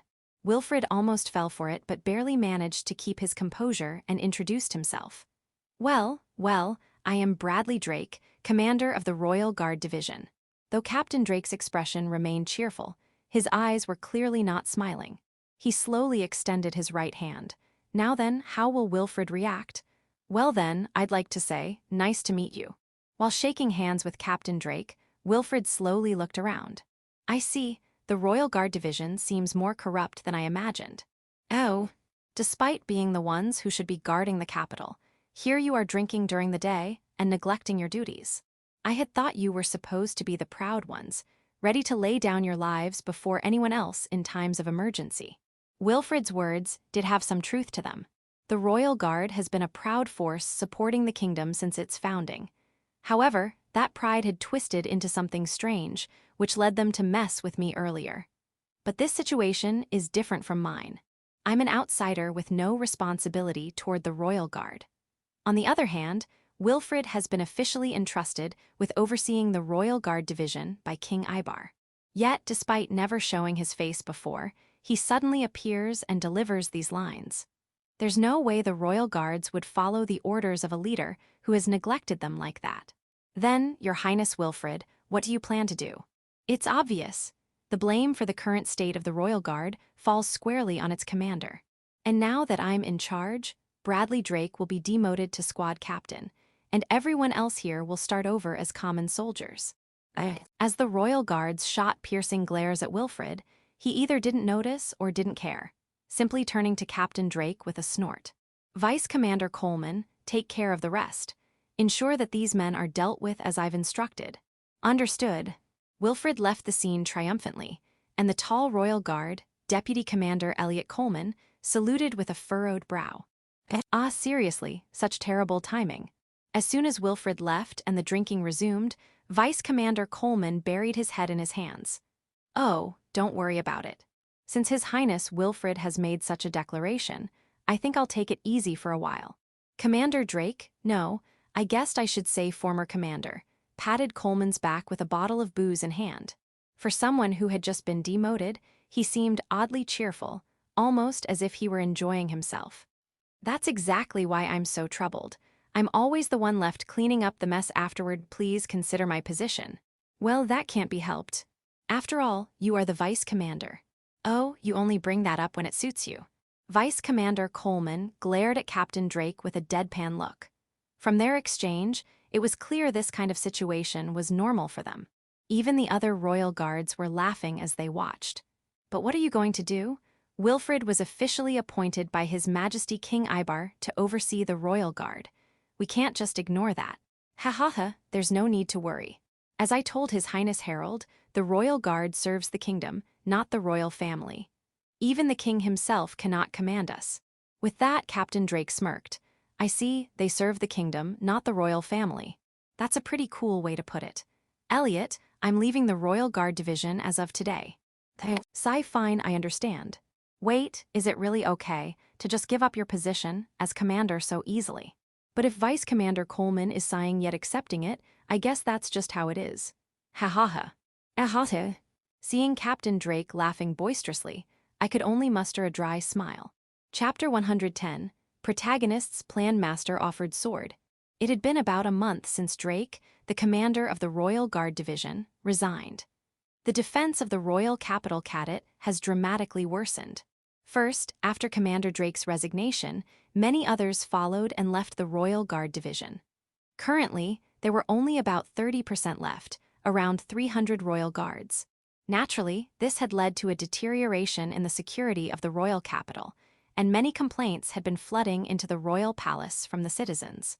Furthermore, none of the remaining 300 royal guards listened to the orders of Wilfred, who was in charge of the Royal Guard Division.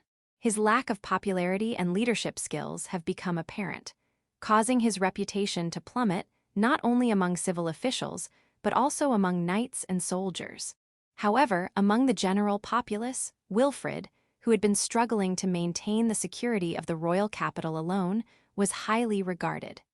In contrast, the Royal Guard Division had been receiving harsh criticism, which was a very frustrating outcome. In reality, the 300 royal guards led by Vice Commander Coleman had been working day and night to maintain security in the royal capital. Why does Wilfred still have a good reputation among the people? That's obviously because the royal palace has been heavily promoting Wilfred's lone efforts to keep the peace. The people don't know what's actually happening inside the Royal Guard Division, so it's only natural that they blindly believe the information released by the royal palace. By the way, the one responsible for promoting Wilfred is, of course, Cardes. However, after seeing Wilfred expose his lack of leadership, he seems to feel somewhat triumphant. But hey, at least his frustration seems to have been somewhat relieved. As for me, thank you very much. Once again, I'm rolling on the ground after training with Xandra, as expected of Haru-sama. To think you'd block 70% of my attacks. When it comes to shield techniques, you're undoubtedly the best in the kingdom at this point. Ahate. Even though I got Xandra's seal of approval, it's still conditional at this point. I need to keep working harder. Well, I'll keep doing my best. Uwo, Your Highness Herald, please have a match with me next.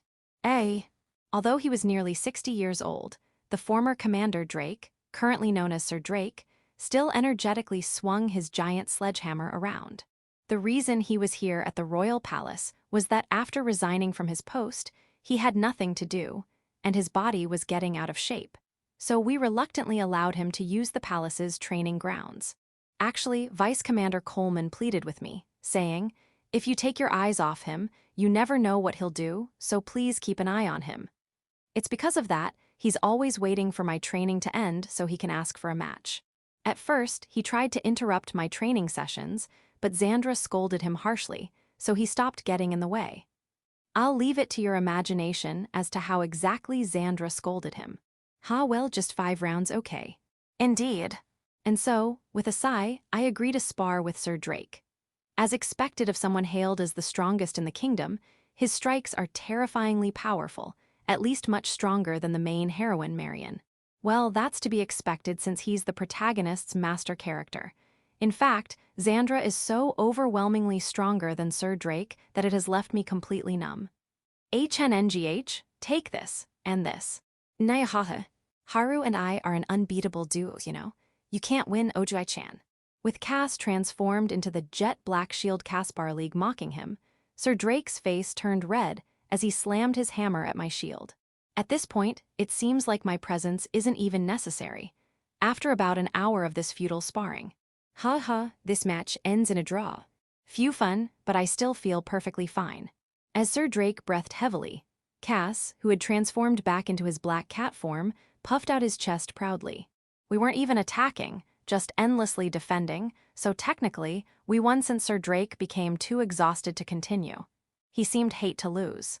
Wilfred was glaring at us resentfully from outside the training grounds. His current predicament was entirely because of Sir Drake. And to make matters worse, he was watching me train with the man who caused his downfall, so his anger must be immeasurable. Not that I care, though. The gaze of that loser dog, His Highness Wilfred, suits him well. Wow, Sir Drake has a pretty bad personality too. But what will you do now? Vice Commander Coleman is still managing the 300 guardsmen, but for how long can they maintain security in the royal capital? Do not worry. We have others rotating in to help protect the capital.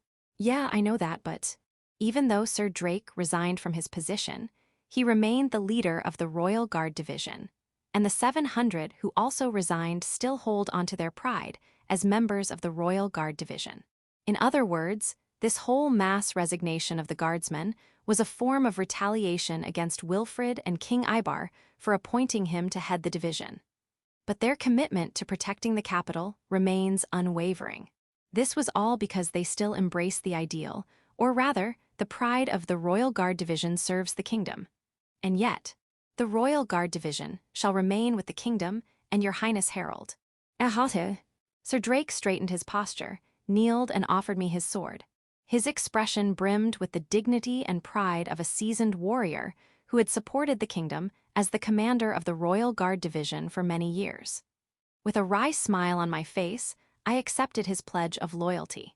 Chapter 111, Absolute Loyalty to Esteemed Lord. Monica Ashton Point of View.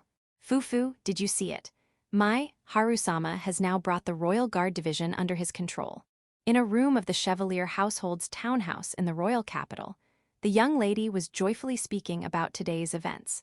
Indeed, as Milady says, His Highness Herald has not only flawlessly hosted the envoy from the Holy Kingdom of Balshan, gaining a connection through the Saintess, but he has also secured the support of civil officials, including Minister Olsen. In addition to this, he was entrusted with the significant role of goodwill ambassador to the Capeshan kingdom. He has built friendships with both Her Highness Princess Lizette, the first princess, and Her Highness Princess Aline, the second princess. Furthermore, he successfully resolved the coup d'etat incident, achieving unprecedented success. And now, the control of the Royal Guard Division. His Highness Herald, through his capabilities, has won the trust of the proud Royal Guards, and Commander Drake has offered him his sword. His Highness Herald's accomplishments this past year have been remarkable, and his influence within the royal court is now immense. If His Highness wishes, he could even seize the throne, surpassing His Highness Cardis, the first prince, and His Highness Raphael, the second prince. However, His Highness Harold has no interest in such matters. On the contrary, he desires to become a part of the Chevalier household by marriage. To those who don't know him, it may seem as though he has no ambition, but from my perspective, having served him closely, there is no one as greedy as His Highness. More so than even the young lady, who has been bestowed the dragon's favor. By the way, milady, you have managed to keep your composure well. Whether at the Capeshan kingdom or with the Royal Guard division, I, Monica, was constantly worried about when you might lose control. Well, I've grown too, you know. Even though I made a blunder by losing control before Harusana in front of the Saintess, I won't make the same mistake twice. Milady turned her face away and pouted. However, from what I observed up close, there was no doubt she was on the verge of losing control. Although her eyes didn't turn red, her pupils did change to a narrow, slit-like shape. In any case, if you truly wish to be with His Highness Harold for life, please continue to be mindful. I know that. I remind the young lady once more. It may be bothersome to her, but I will caution her as many times as necessary. For the happiness of milady and His Highness Harold is my happiness.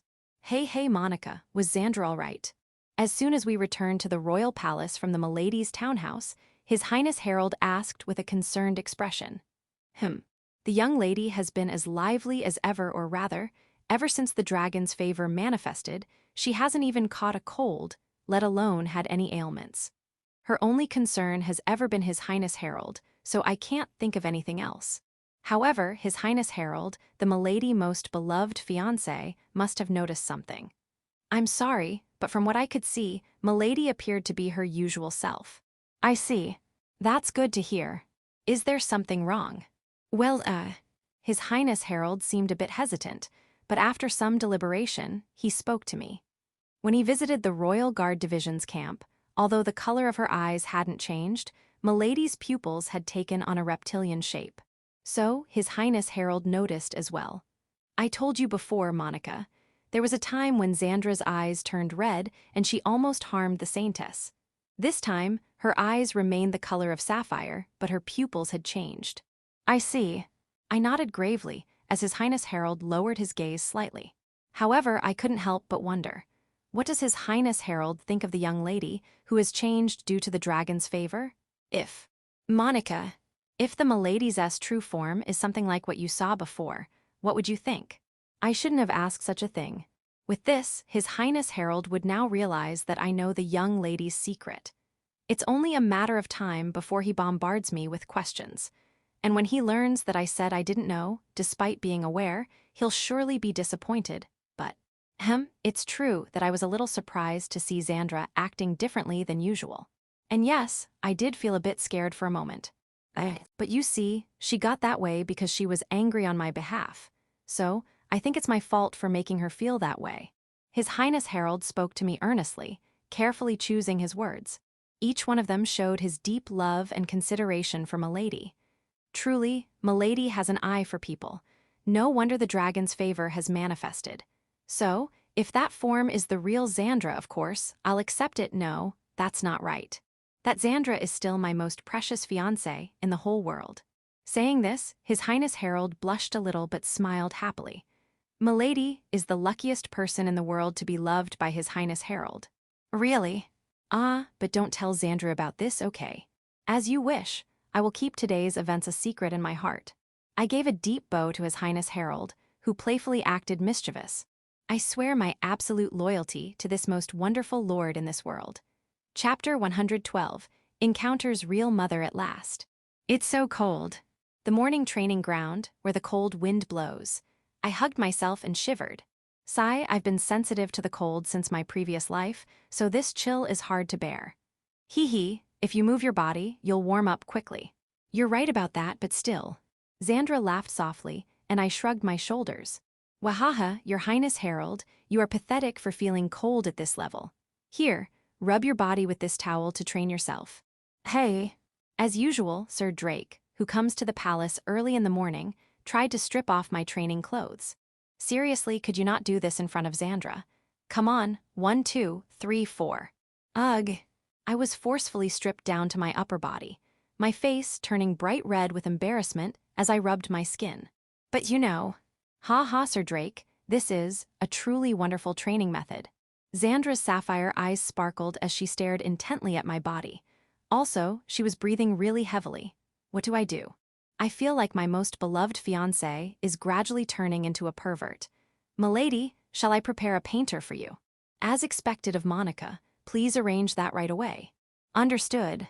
Thanks to Monica's unnecessary comment, things were about to take a strange turn. Please stop. I'm already embarrassed enough by my skinny, pitiful body. If they made a painting of it, I would absolutely die of embarrassment. Speaking of which, the New Year's celebration is coming up soon. Desperately trying to change the subject, I threw out that topic. In the Dehobalt's kingdom, the royal family hosts a celebration every year on New Year's Day. Last year, I had a great time with Xandra and made many fond memories, so I'm actually looking forward to it. Yes, I've been eagerly awaiting this year's celebration. Xandra clasped her hands together, her face lighting up with excitement.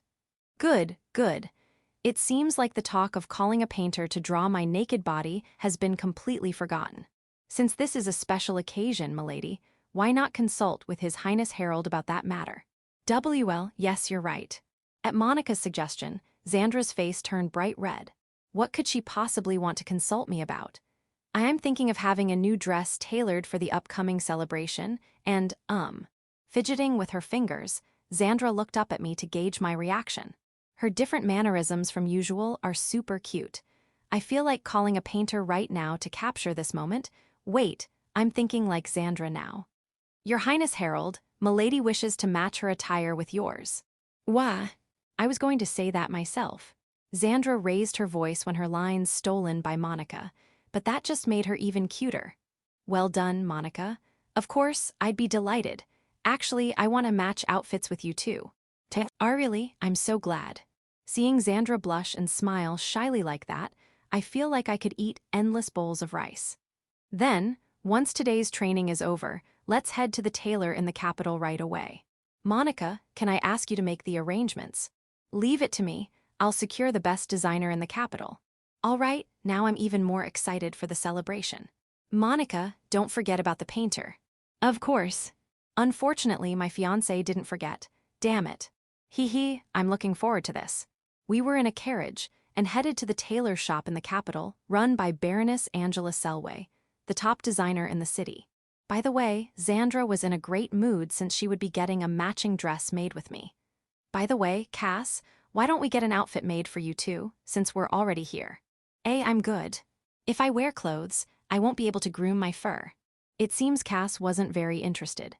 In my previous life, pet owners would often dress up their cats, so I thought it might be okay, but from a cat's perspective, it seems like unnecessary meddling. Everyone, it seems we have arrived. Monica's words trailed off as she looked out the carriage window. That should be the tailor shop owned by Baroness Selway, but there was already another carriage parked in front. Is that? I see now why Monica hesitated. That carriage bears the crest of the Dehobalt's royal family. In other words, one of the royal family members had come to the shop for the same purpose as us. How strange. Usually, royalty would have the designer come to the palace instead of visiting in person. As Xandra said, royalty typically calls the designer to them when having clothes made. This time, I came in person because I wanted to have matching outfits with Xandra, and also, I wanted to enjoy a date-like outing. Usually, we have the royal palace's designer come to us. So, which member of the royal family is at Baroness Selway's shop? Your Highness Harold, what shall we do? Now, what to do? Xandra and I came all this way, so there's no need to worry about the other royals. I could just go inside, but if Wilfred were here, it would definitely ruin my mood. I could ask Monica to check who's inside, but if they spot us, that could also be troublesome. Wait a second. Xandra. Let's go, Haru-sama. Even if that scum happens to be a customer here, we can simply ignore him. Yeah. Since Xandra, who hates Wilfred the most, said so, I have no objections. We got out of the carriage and entered the shop. Oh my Harold. Mother. The customer who had come was the first queen of the Dehobalt's kingdom, Margaret Weir Dehobalt's, my mother. Chapter 113, Defies Mother for the First Time in Life. Oh my herald. Mother. The customer who had come was the first queen of the Dehobalt's kingdom, Margaret Weir Dehobalt's, my mother. But why did she come all the way to this tailor shop? So, herald, did you also come to have clothes tailored for the upcoming New Year's celebration? Yes. In response to Margaret's question, I desperately forced my voice out to answer. After regaining the memories of my previous life, I no longer had any attachment to Margaret, my mother. The love that the previous herald had sought from his mother was no longer needed. And yet, why am I unable to say anything in front of this woman? She should be someone who no longer matters to me. More importantly, you've been making quite the achievements recently. Ahem. I lost my voice at the sudden words from Margaret. Did Margaret just praise me? No matter how much I worked, no matter how much I tried, she never acknowledged me, this woman who never even looked at me. I've heard about it. Lately, you've gained the support of Olsen, the rigid minister who never sided with anyone. You've successfully carried out diplomacy with the Capeshan kingdom, and on top of that, you seem to have a close relationship with Sir Drake, the former division commander and hero. Margaret, no mother, had been watching me. I thought she only cared about Cardes and had no interest in me, the incompetent bratty prince. As I recalled herald circumstances from Engage Hazard, emotions I thought I'd discarded began to stir within me. Maybe I don't have to give up. Maybe it's okay to seek it. Xandra. Suddenly, Xandra, who had been beside me, bit her lip and hugged me with a pained expression. I see, so that's how it is. Understanding my fiancée's feelings, I gently stroked her platinum blonde hair. At that moment, I'm truly glad. Now at last, you might be of some use to that child. I knew it all along. I am nothing more than a tool for Cardes to this woman. That's why Xandra is holding me so tightly like this, so that I won't be hurt, even a little, so that I won't be saddened even a little. From now on, as his younger brother, make sure you fully support him, so that that child can become the next king. It seemed the fitting for her celebratory dress was already finished. With a glance at her attendants, Margaret headed for the store's exit. I regret to inform you, but I cannot meet your Majesty Margaret's expectations. Herald. Margaret turned around with a puzzled expression. Are you not aware? I've already left Brothers, Cardes' faction. I know, but you're his real brother, so that doesn't. It does matter. I've already told you. I have no intention of siding with Brother. I will not cooperate from now on. That's what it means. Herald, stop this childishness at once. Regardless, I will not support Cardes.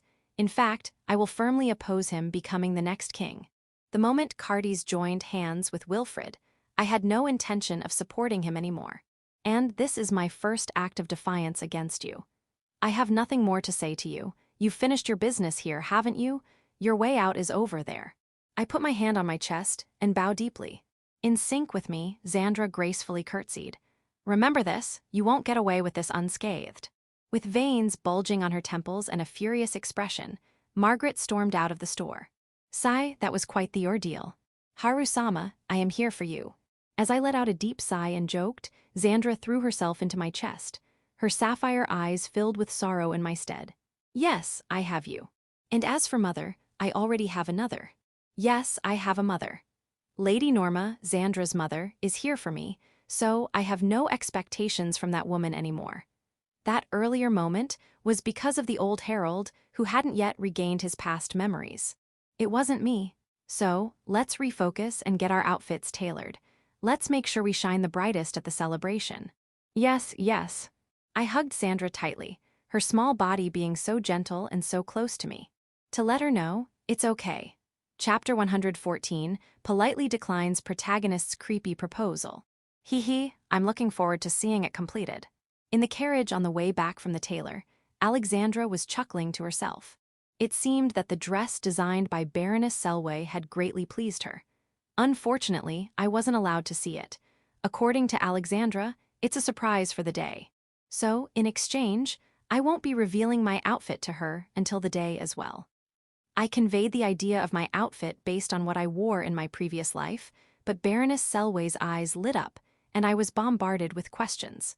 Anyway, I'm looking forward to the celebration.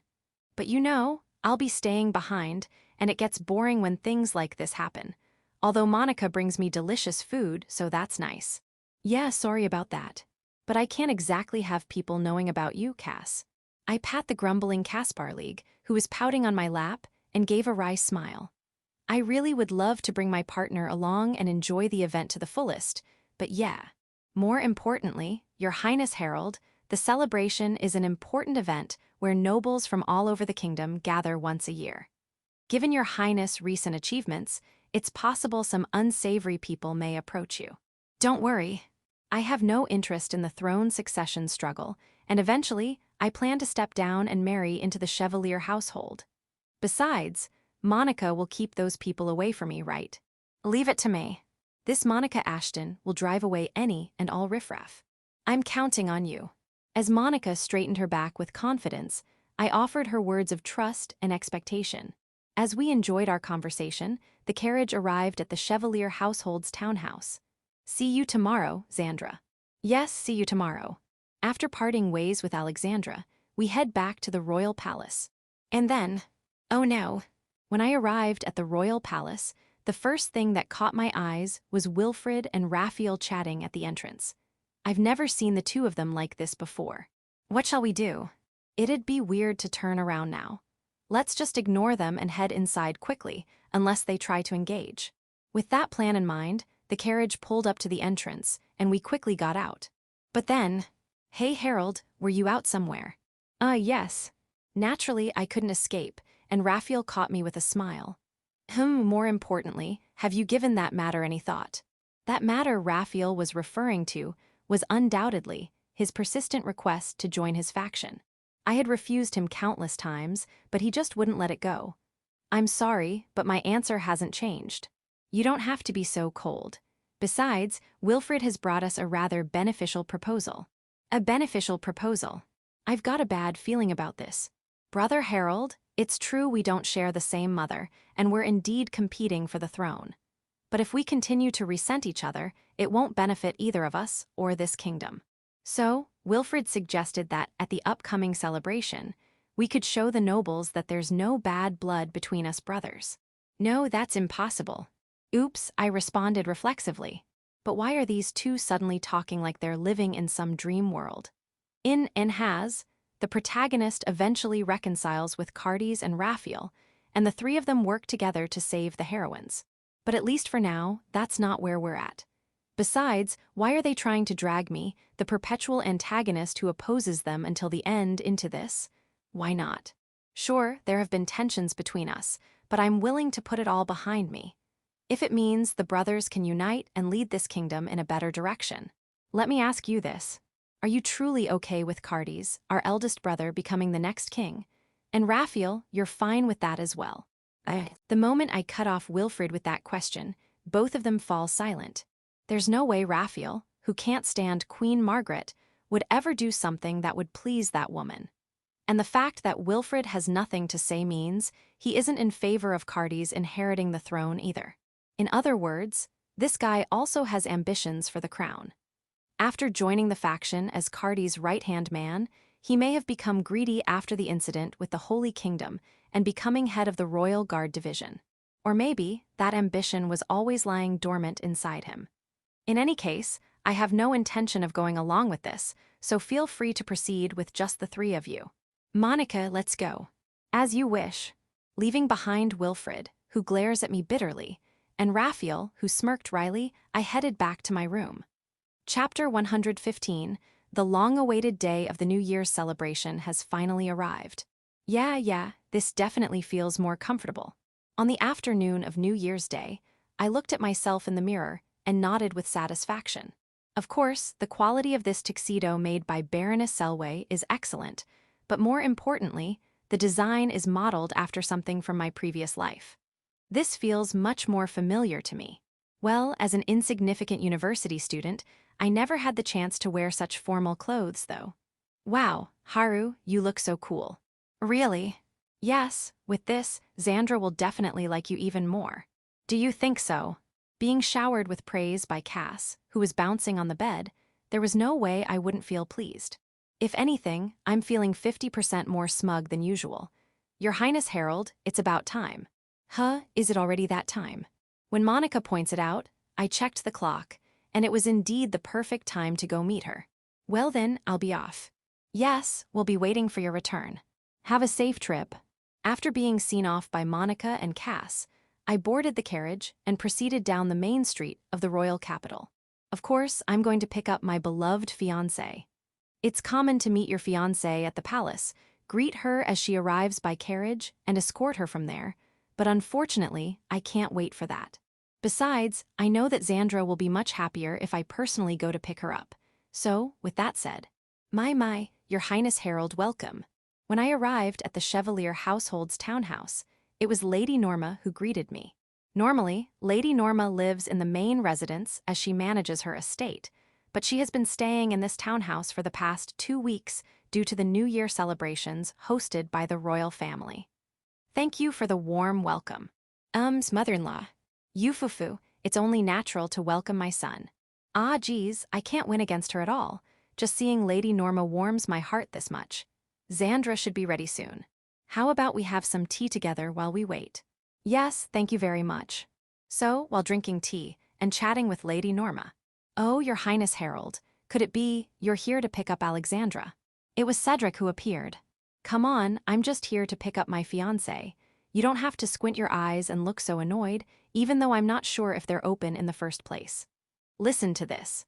Cedric thought he would get to escort Alexandra to the palace, but your Highness took that role, and now he's sulking. Mother. Ahata.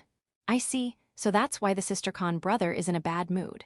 But, brother-in-law, are you sure it's fine for you to not be escorting your fiancé? I don't have a fiancé. Oops, it seems like that was a taboo topic. Both of them now have awkward expressions. But considering Cedric is the heir to the Chevalier household, the largest noble house in the kingdom, he should be an incredibly attractive match. Yet judging from their reactions, there doesn't seem to be many marriage proposals coming in. I know, right? It's so strange to me. His face is perfectly average, I think. Mother. Lady Norma, that's not really a compliment. Thanks to that, Cedric had an indescribable look on his face. That's why tonight's celebration is the perfect opportunity for Cedric to find a fiancé. Your Highness Herald, please help us, won't you? If that's the case, of course. I'll do my best along with Xandra, though I'm not sure how much help we can be. That being said, I have 0 connections with people of our generation, and I don't know a single eligible lady I could introduce to him. The best I can do is play the role of a small-time villain and make Cedric look good in comparison. Wait. Speaking of which, I received a letter from Raphael. It said, "Be careful of Wilfred at the celebration."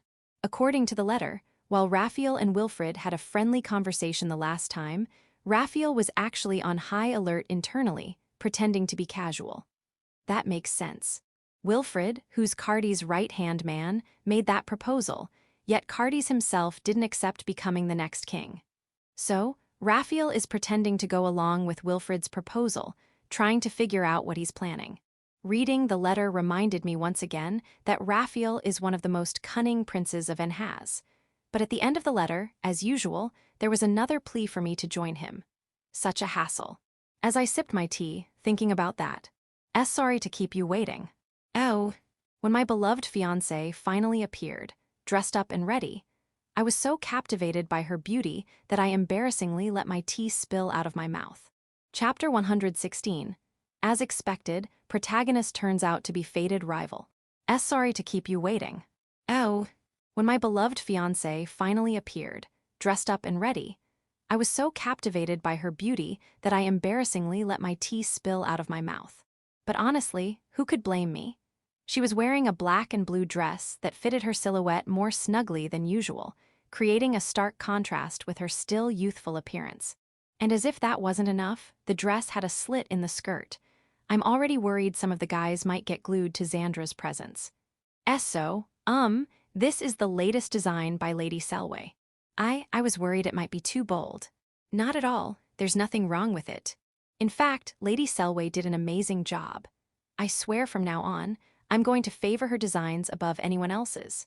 Alexandra, isn't that a bit too revealing? Not at all. It's a groundbreaking design that highlights Xandra's beauty. Sorry, Cedric, but I'll have to reject everything you say. If Xandra rethinks her choice and changes into another dress, I'll never get to see her like this again. Well, well, it looks like you've already captured His Highness Harold's heart, haven't you? Mother. Lady Norma gave a thumbs up with a broad smile, while Xandra blushed so deeply that her shoulders and even her thighs, visible through the dresslet, were tinged with red. Honestly, as someone stuck in the peak of adolescence, I was way too excited, even though mentally I was a 19-year-old college student. Let's get going then. Monica and Cass are eagerly waiting for your arrival. Why, yes. I swallowed nervously and took Xandra's small hand in mine. Stay calm, Harold.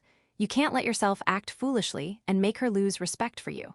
We boarded the carriage in awkward silence and remained quiet until we arrived at the royal palace. So nothing happened, huh? Could it be that His Highness is just hopeless? Why do I always get such piercing looks from my personal maid the moment we return to the palace? And to be fair, I can't exactly deny her accusation. Or could it be that His Highness isn't interested in ladies, but rather men? Monica, she's definitely just messing with me. It's been a while since her troublesome personality came out in full force. But more importantly, no way, Haru-sama, are you really? No, please don't take it seriously. I quickly calmed Xandra, who was looking at me with an expression of utter despair. Honestly, I wish she'd realize just how captivated I am by her already. Anyway, the celebration will begin soon, so let's head to the venue. Why, yes. Pulling myself together, I took Xandra's hand and headed towards the venue. Monica, who was assigned as a server for the celebration, had to deliver food to Cass, so she would meet us later at the venue. Then, Brother Harold, Wilfred.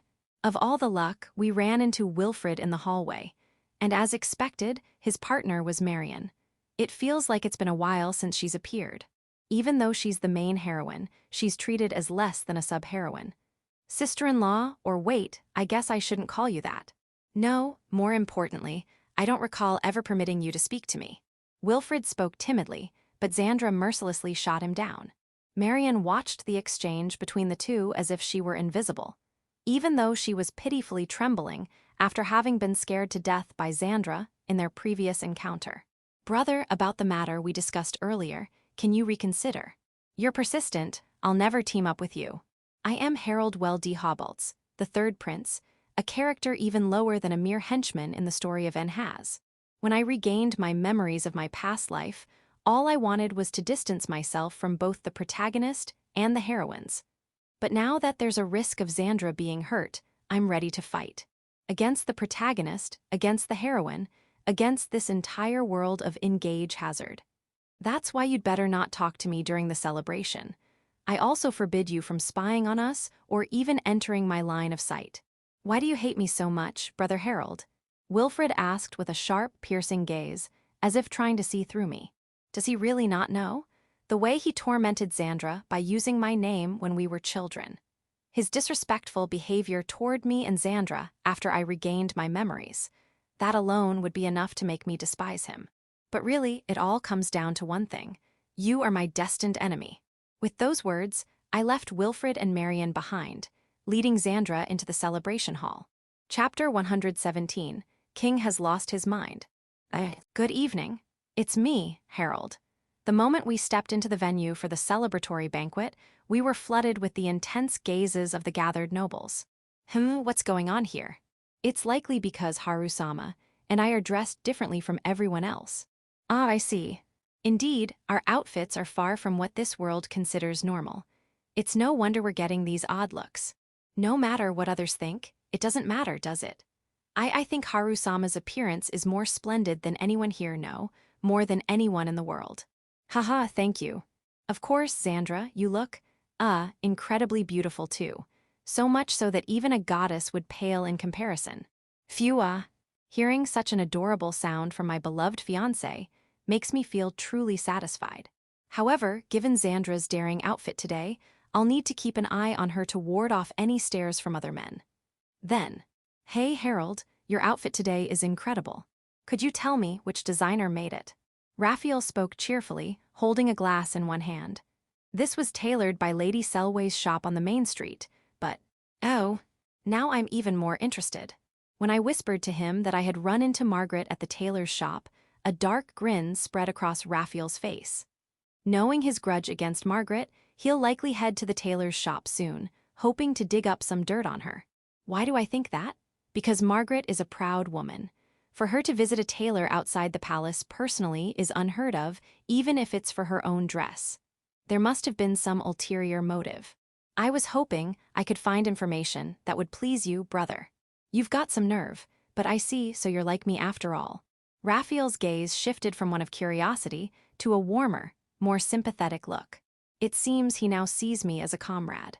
Though I no longer have any lingering feelings for that woman, I'm not one to actively seek revenge like Raphael.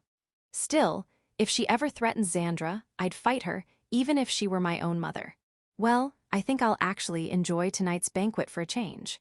With that said, Raphael left the place in a good mood. His Majesty the King, along with the first queen and second queen, have entered the hall. The voice of the civil official in charge of today's event echoed through the venue. At last, the New Year's banquet was about to begin. Wait, what? Thank you all for your patience. Yufufu. You've got to be kidding me. Why is Samantha Allport, Wilfred's mother and the king's mistress, standing beside King Ibar? What could His Majesty be thinking? Indeed. Xandra muttered, and I nodded in agreement.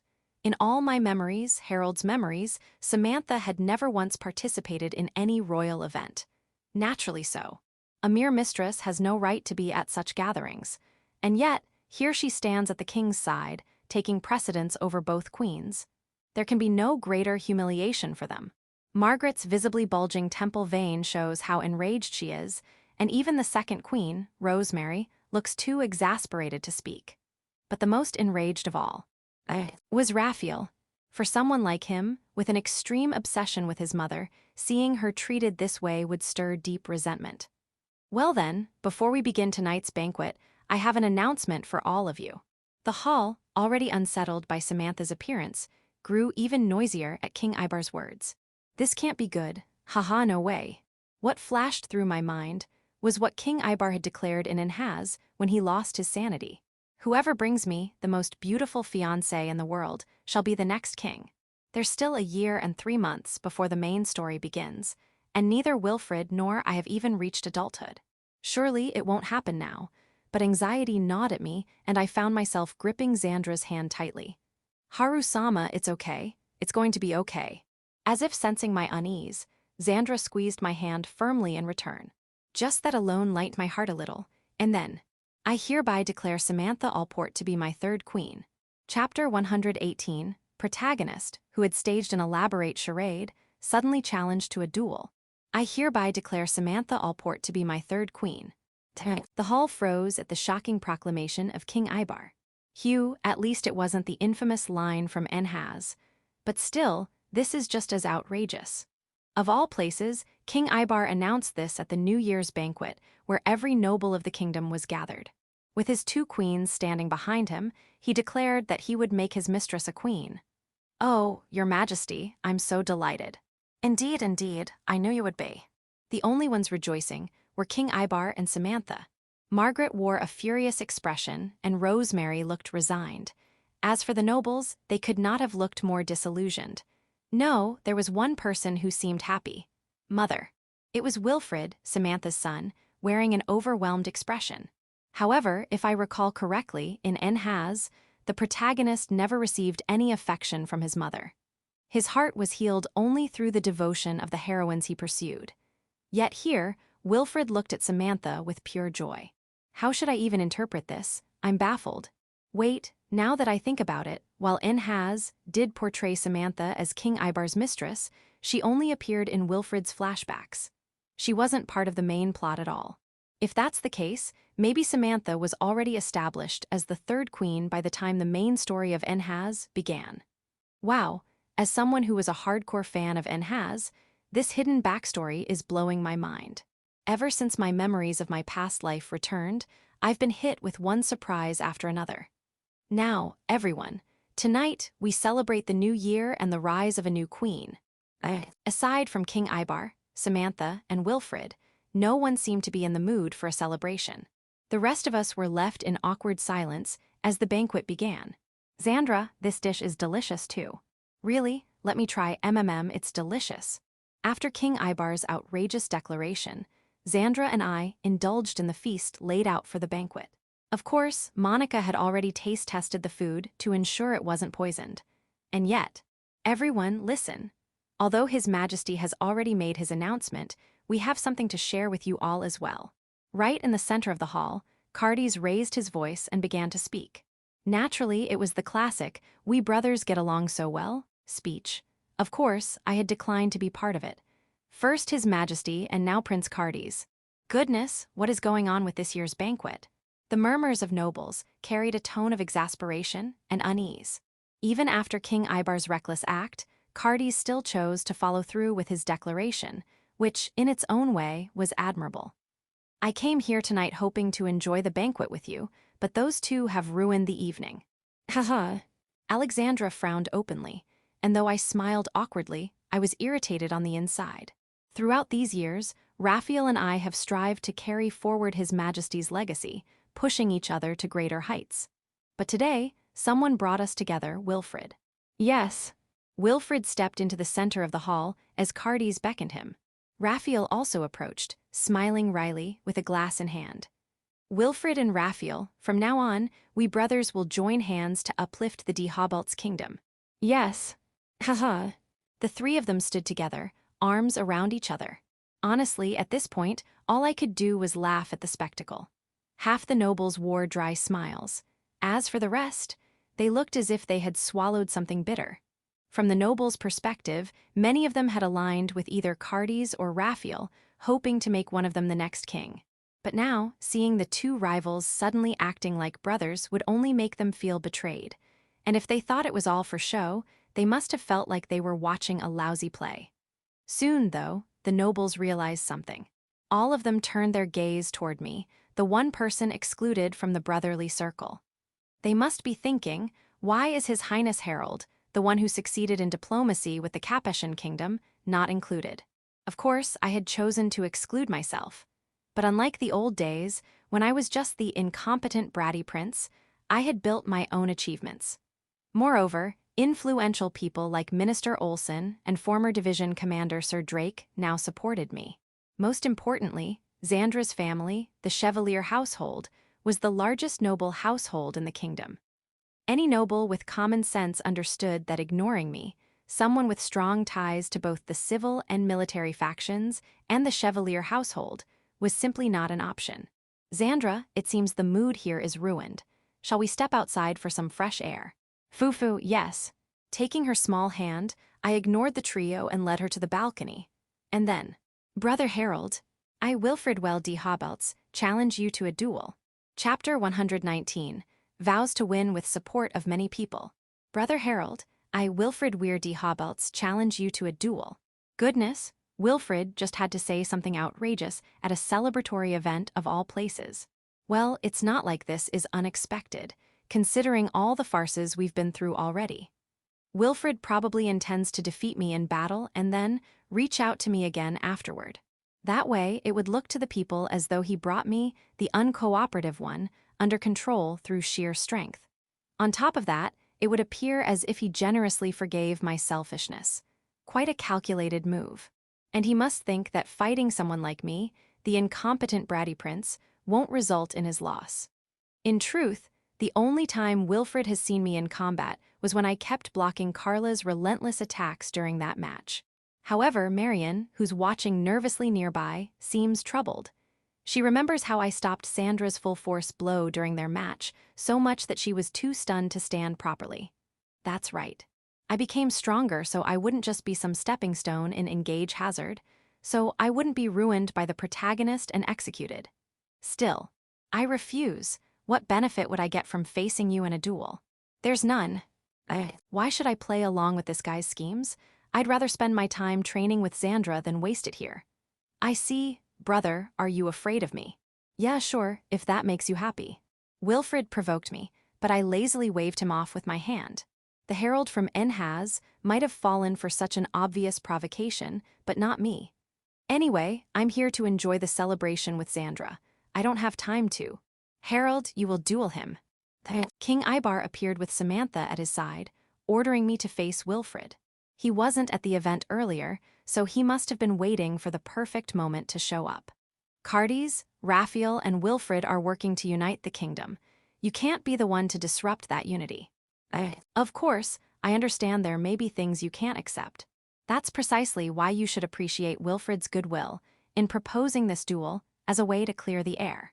It seems I have no way out, even if I argue the outcome won't change. Understood.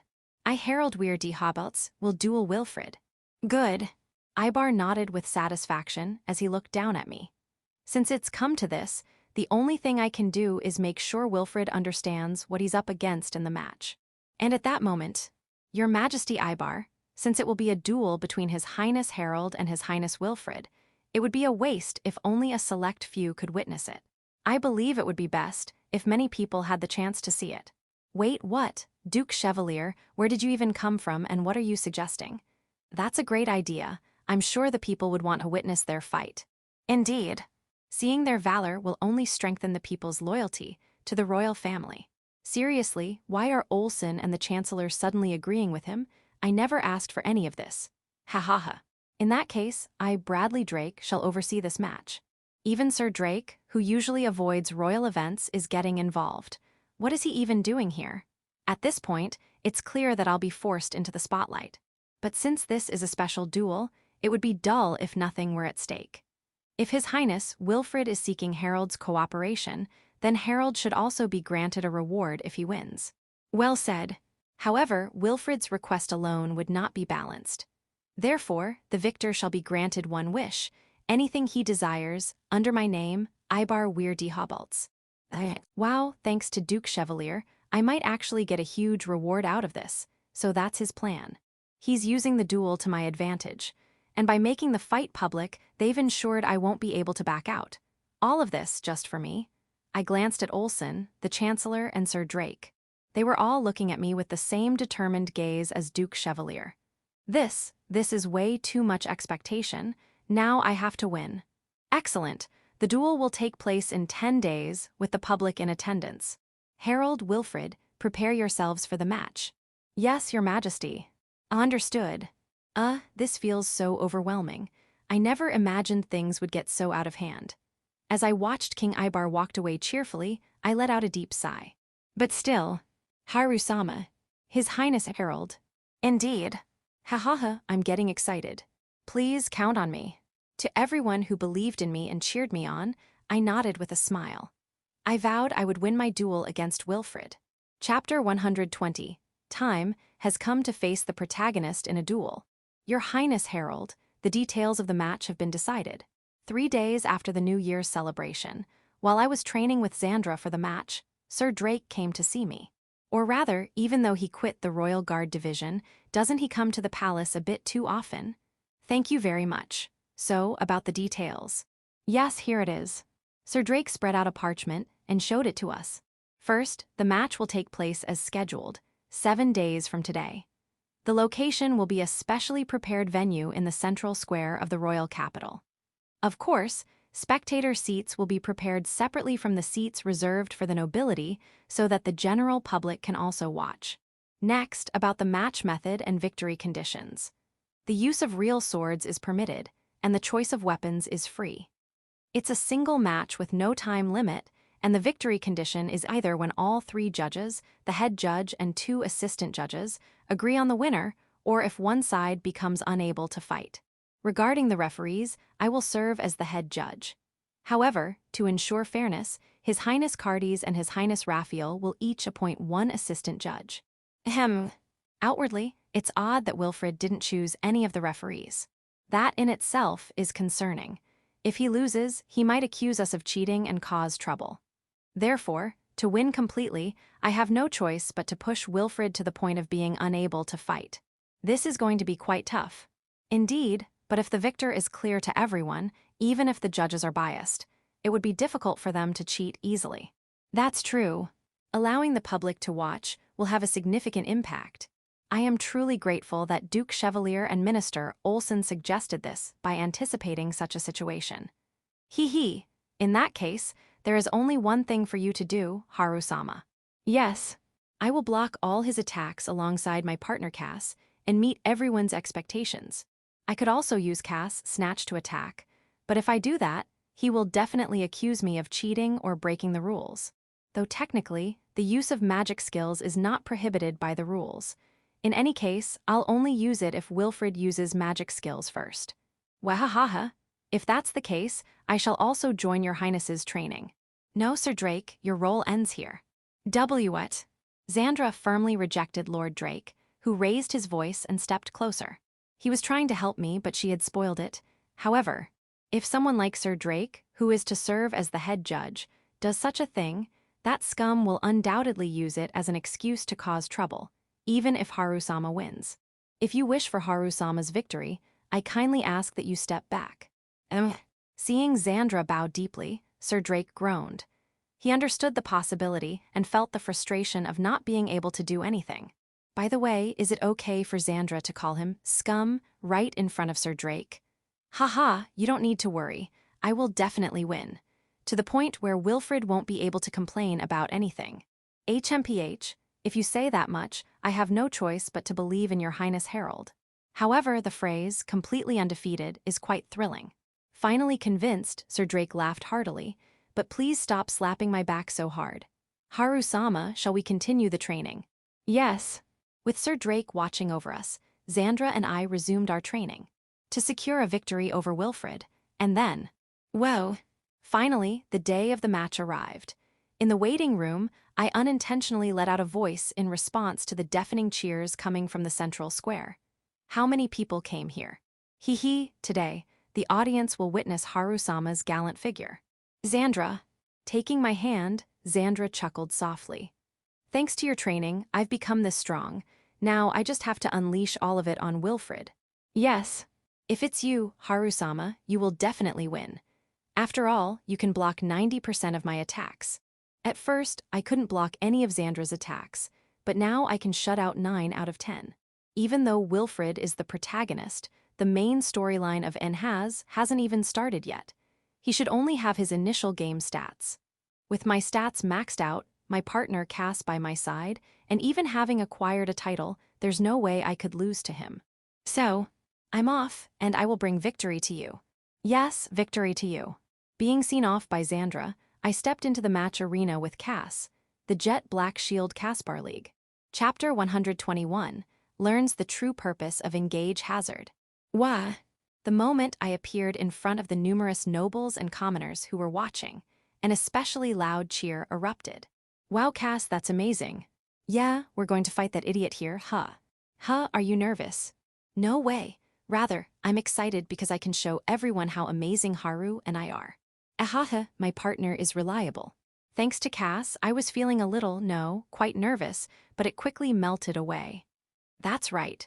Besides, losing to him is unthinkable. The ones who will remain standing at the end of that stage are us. Yeah. All right, let's go. I slowly made my way to the stage.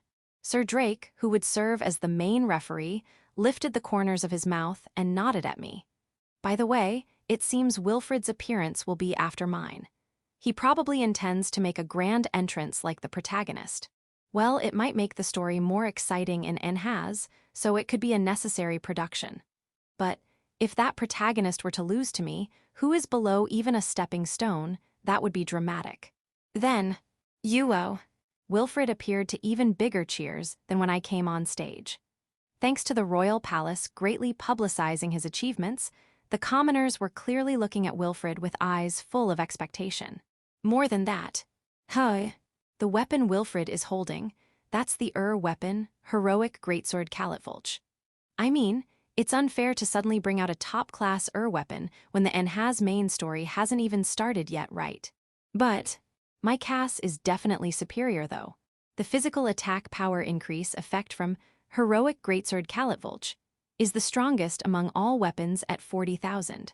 On the other hand, the physical and magical defense power from Black Shield Caspar League is 15,000 each. But like me, Cass has the title Indestructible. Thanks to that effect, Cass defense power skyrockets to 45,000. I got praised by Haru. What are you saying? You don't know how much I trust Cass, do you? Of course I know, but it's still nice to be praised. I see. Seriously, my partner is so cute. If possible, I want to pet him right now, but unfortunately, Cass is transformed into Jet Black Shield Caspar League, so I can't do that right now. So, I'll make sure to give him plenty of love after I defeat Wilfred. Brother Harold, how about we stop this now? If you can't say it to His Majesty the King, I'll mediate for you. Really? You're close with His Majesty? I didn't know that. As soon as we faced each other, I responded to Wilfred's strange statement with sarcasm.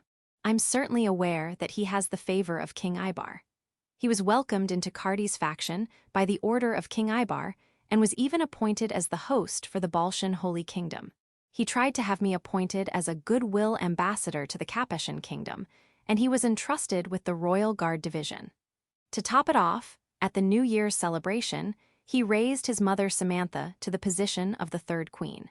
I don't understand why King Ibar favors Wilfred. Whether it was requested by his mistress to do so, to attract his mistress's attention, or if there's another reason altogether. However, in Engage Hazard, I finally understood why King Ibar declared, "Whoever brings the world's greatest fiancée will become the next king." It was all to make Wilfred the next king. This ensures that everyone is on the same starting line, even if they are last in line to the throne. After that, it would simply be a matter of determining whose fiancé is the best by King Ibar's discretion. How pitiful. I glanced at Cardi's, who was cheering for Wilfred from a seat designated for the royal family, and murmured. I don't know if it was an order from King Ibar, but he accepted Wilfred into the faction, only to be used as a stepping stone. Moreover, despite having shouldered his mother Margaret's distorted expectations, striving solely to become the next king, it's all going to waste. If Cardi's found out about this, he'd be more than just sad and upset. Phew, I can't help it. Then I'll just crush Brother Harold, be prepared. You're laughing with a good face. You finally became like yourself. Seeing Wilfred's eerie expression with his gray eyes shining brightly, I spoke sarcastically. But this must be the true nature of the loser that Engage Hazard never showed. I understand a lot now. As you've already heard, the result will only be determined by all three judges, or if one side becomes unable to fight. Is that understood? Yes. Yeah. Very well, now both sides take your positions. Following Lord Drake's words, I pointed my shield toward Wilfred. Wilfred also aligned the tip of heroic greatsword Calitvolch, with my brow in a ready stance. Cass, let's go. Yeah. Hearing Cass's voice filled with determination and resolve, I lifted the corners of my mouth. And then, now begin. Caspar League, Chapter 122, Battle with the Protagonist starts. Now begin. With Sir Drake's words, the duel between me and Wilfred opened. Now then, how will Wilfred come at me? Oh, he's not coming at me. Rather, when I closed the distance with sliding steps, he retreated the same amount. It seems this distance is his preferred range. Well, still, what's wrong? If you don't make a move, you won't be able to win against me. I understand. However, if we decide the match too quickly, it won't be interesting. Saying that, Wilfred chuckled. You're quite the mouthy one, aren't you? But where does that confidence come from? You saw that I blocked all of Carladono's attacks during our bout with the Holy Kingdom, right? You're not aware, brother. At that time, you were both using wooden swords and wooden shields as training weapons. However, now that this sword is in my hands, you are destined to be cut. Ah, I see. He's planning to crush me relying on the performance of the heroic great sword Calitvolch. Well then, give it a try. Stop running away. Okay, I will take you up on that. Ah, he's coming. Kicking off the ground, Wilfred closed the distance in an instant. A quick succession of thrusts came at me. In Enhaza, at the start of the main story, the protagonist's level is only 1, so it was a bit surprising that Wilfred could execute such attacks. But, what? Why are you so surprised? Do you think such attacks would work? As I blocked everything with the Jet Black Shield Caspar League, Wilfred's eyes widened. It seemed he was surprised not so much by my blocking, but by the fact that the heroic great sword Calitvolch couldn't pierce this shield. What's this? Could it be that sword is really that amazing? Well, yes, but I didn't think your shield could block the attacks of this sword. I don't know what kind of evil you did to obtain it. If you're saying that, then how did you obtain that sword? It's not something easily obtained. That's right, there's no way it was easy to obtain. How much do you think I spent on the gacha to get the heroic great sword Calitvolch in Enhaz? I was entrusted with this sword. Become the king of Dehobalts and be the ruler of this country, he said. Oh really, was that from His Majesty the King? No, that's not it. Not it. I reflexively asked back to Wilfred, who easily denied it. Then, who on earth gave him a weapon and declared such a thing? Oh. At that moment, I recalled a similar incident. The Crown Prince Jean, who led a coup in the Capeshan kingdom, also said he received the Holy Sun sword Durandal from a certain man that name is Ulysses. Could it be that Brother Harold also got that shield from that man? Really, is that true? I can't believe this guy is connected to the man Jean spoke about. Moreover, the man Ulysses involved with the protagonist and scenario bosses of Enhaz is quite mysterious. Furthermore, he must have possessed at least 2 weapons and even a rare item like the Eye of Gargoyle. However, one thing is certain, Ulysses is acting behind the scenes in this world of Engage Hazard. After this duel is over, I'll interrogate Wilfred. Don't put me in the same category as you. My partner, I didn't obtain it from any suspicious guy. If so, then why? Well, it doesn't matter. If I win, I can just make Brother Harold spill the beans. The sharpness of the sword Wilfred wielded increased, and he mercilessly charged at me. If I hadn't blocked that, I would have definitely died. That said, it's useless, your sword will never reach me. As I blocked all his sword strikes, Wilfred again let out a voice of astonishment. I realized while stopping his strikes, but regardless of the weapon's performance, Wilfred's own ability is surprisingly lacking. No, he might be a little stronger than Marion, but still, his swordsmanship is probably below Carla. I don't mind continuing until your spirit breaks. Just, there's absolutely no way you can win against me. This uwuo. It seemed my words struck a nerve, and Wilfred frantically swung his sword. This situation is the same as when I sparred with the royal guard wearing the orange armband, just as I thought that. What? I missed. Though I barely managed to avoid one of Wilfred's strikes, I opened my eyes wide, feeling a burning heat on my cheek. That was because the skill Wilfred used was not one that the protagonist can use in Enhaz, nor is it a unique skill of the heroic great sword Calitvolch. It was a unique skill of another weapon, Demon Emperor Star Gun Summon Trigger, Abyss Assault. Chapter 123, Underdog has defeated Protagonist. What? I missed. Though I barely managed to avoid one of Wilfred's strikes, I opened my eyes wide, feeling a burning heat on my cheek. That was because the skill Wilfred used was not one that the protagonist can use in Enheza, nor is it a unique skill of the heroic great sword Calitvolch. It was a unique skill of another weapon, Demon Emperor Star Gun Summon Trigger, Abyss Assault. Judges, that's a foul. Xandra, who was watching our fight from the noble seats, shouted loudly. Indeed, Wilfred was using both the heroic greatsword Calitvolch and the Demon Emperor Star Gun Summon Trigger. However, there's no limit on the number of weapons you can use. Therefore, the match will continue. No way. Sir Drake declared to everyone present, wearing a face as if he had bitten into a bitter insect. He probably never thought someone would exploit such a loophole in the rules. In fact, I doubt he even imagined someone would resort to such cowardly tactics. So this means that magic attacks are also permitted, right? Why do you think that was magic? In response to my pointed comment, or rather, my confirmation, Wilfred desperately tried to cover it up and question me back. It was obvious he was shaken. Well, it's not that complicated. The name of that magic is indeed Abyss Assault, right? I read about it in the palace documents before and learned about it. Yes, of course, that was a lie. I only knew from my knowledge of my previous life that this was categorized as magic. Well, whatever. In any case, if it's not a problem according to the rules, feel free to use weapons or magic as you like. Whether it's the heroic greatsword Calitvolch, the Demon Emperor Star Gun Summon Trigger, or any other weapon. No matter what weapon he uses, my actions will remain the same. If I had considered from the beginning the possibility that he might have other weapons hidden, I could defend against everything. The attacks Wilfred had launched until now didn't even come close to Xandra's. Now come at me. You. From here on, it was one-sided. As expected, Wilfred had more than just those weapons as he had 3 others hidden away. However, none of their attacks could harm me. I just defended, dodged, and evaded, having regained the memories of my past life. And after a year and 7 months of being engaged to Xandra, I am now showcasing everything I had been practicing repeatedly. To King Ibar, first Queen Margaret, second Queen Rosemary, the king's mistress Samantha, Cardes, Raphael, the nobles, and the common people, to all those present here. How about that? This is the culmination of the incompetent bratty prince you all look down upon.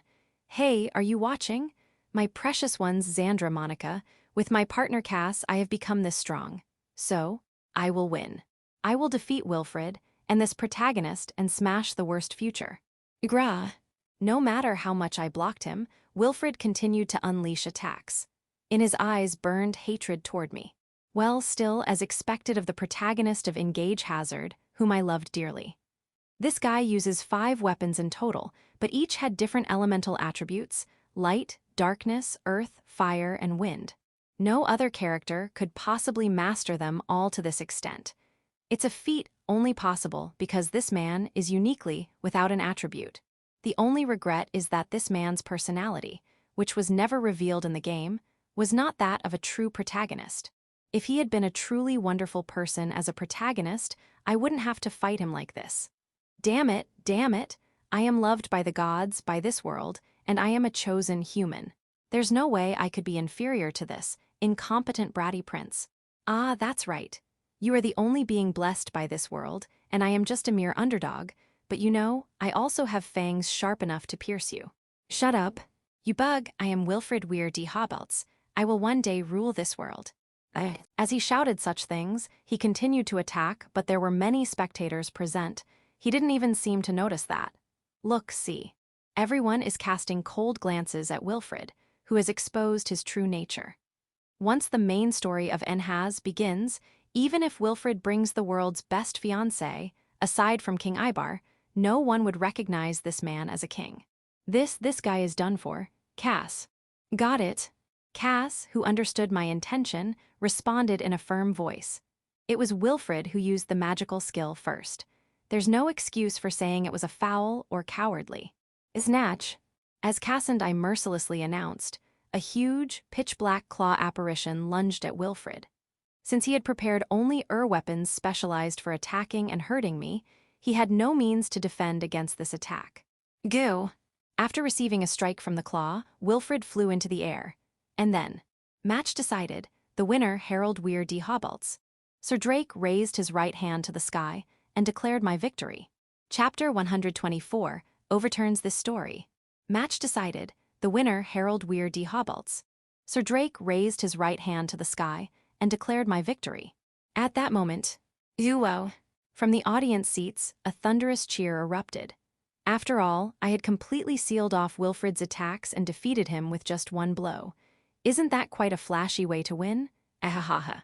No one can say a word now. Ahaha.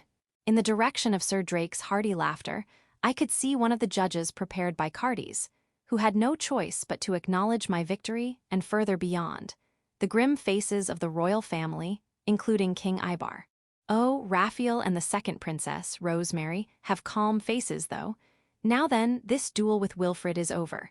If so, I have no more business here, so I'll quickly take care of the remaining matters. Your Majesty, I, Harold Weir Dehobalts, have won against my younger brother Wilfred. Why, yes. To the king, I reported my victory while bowing respectfully. Next to him was Samantha, who had her eyes wide open, shocked at her son's disgrace. What's with that? In Nhaz, the setting was that he wasn't loved by his mother, but he's loved a lot. It's completely different from me. But, how long do I have to stay in this position? I wish someone would say something soon. If not, I won't be able to leave the arena. By the way, Wilfred, whom I defeated, has already been carried out by soldiers. By now, he must be receiving ample treatment. I don't know, though. Your Majesty. If you don't say something, I can't conclude this event. I understand. After being whispered to by the Chancellor, King Ibar grimaced. It seems he doesn't want to acknowledge my victory that much. Harold, well done. Thank you. I replied briefly to the king's short compliment. Honestly, I don't feel happy or interested in being praised by a king like this. More than that, I want to escape from here quickly. Your Majesty, a reward. I know. Again, after being whispered to by the Chancellor, he raised his voice this time. Due to his unusual demeanor, the audience, who had been watching, started to murmur. As promised beforehand, the victor of this battle shall receive any reward they desire. Herald, what do you wish for? What do I wish for? My wish is to escape quickly from the role of being the punching bag in Engage Hazard, and spend a quiet life with my favorite fiancé. To achieve that, I plan to become a son-in-law of the Chivalry household by relinquishing my noble status. Cardes, who is glaring at me from his seat, just like King Ibar. On the other hand, Raphael is staring at me with increasingly greedy eyes. Margaret seems to be a bit pale. Maybe she's regretting how she treated me until now, but that's unlikely. What she's probably thinking about is the concern that Cardes' position will worsen due to my rise. In any case, if that is the case, I have just one request. State it. Yes. Currently, there are 4 people, including myself, with a claim to the throne of the Dehobalt's kingdom. I spoke as loudly as possible so everyone here could hear me. This was so that King Ibar wouldn't be able to make excuses later. I wouldn't think so, but you're not suggesting that you should become the next king, are you? That is precisely impossible. I have no intention of saying such a shameful thing. Upon being quickly warned by King Ibar, I exaggeratedly shook my head left and right. It would be troublesome if there was any misunderstanding, and in any case, I'm not interested in the position of the next king. Then what do you seek? What I seek is for you, Your Majesty, to choose the rightful heir based on proper evaluations when deciding on your successor. I absolutely do not want you to do anything like, the one who brought the world's best fiancé will be the next king. That's right. I will completely deny this statement, which is the trigger for the story of Engage Hazard, before the main story begins.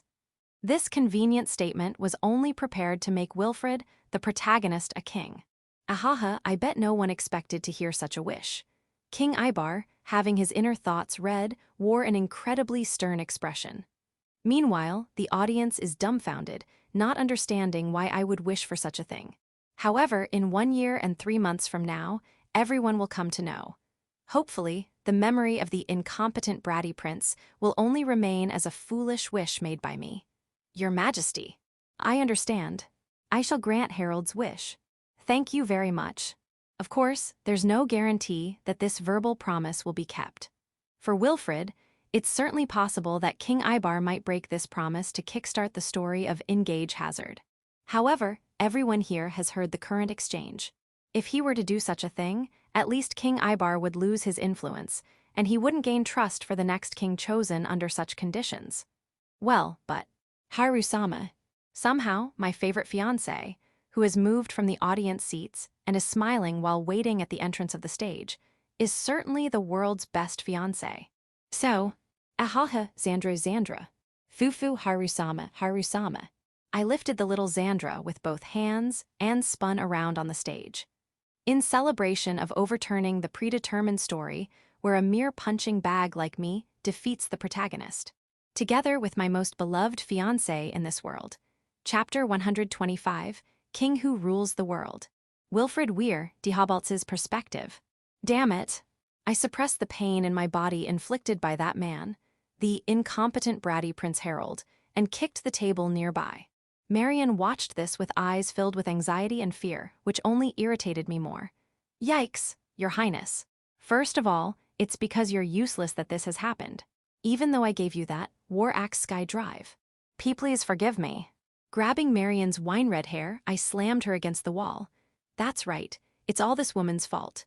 Even though she was Harold's discarded fiancé, I kept her around because she looked good. All she could do was grovel at my feet. She's an incompetent woman who can't even do a proper job as a maid, let alone do something as simple as hurting that guy's fiancé. Please forgive me. Shaking and rubbing her forehead on the floor, Marion apologized. I'm sorry for being hard on you ever since I lost to that man, but please believe this more than anything else, Marion, you are the only one who can accept me. Wilfred-sama. Right now, it's just the 2 of us. You don't have to use such formal titles. Just call me Will as usual. Yes, Will-sama. When I lifted her body, Marion shed tears and leaped into my chest with an overwhelmed expression. She really is an easy woman to handle. In the end, she is just a pawn for my purpose. Yes, I have a duty to become a hero as the protagonist of this world. I really have nothing but fools for siblings. The king is infatuated with my mother, and my mother is desperately trying to please him so she won't be abandoned. The two queens are jealous of my mother, and I have no idea what my brothers are thinking. Well, except for Harold, who is just a simple-minded, incompetent fool.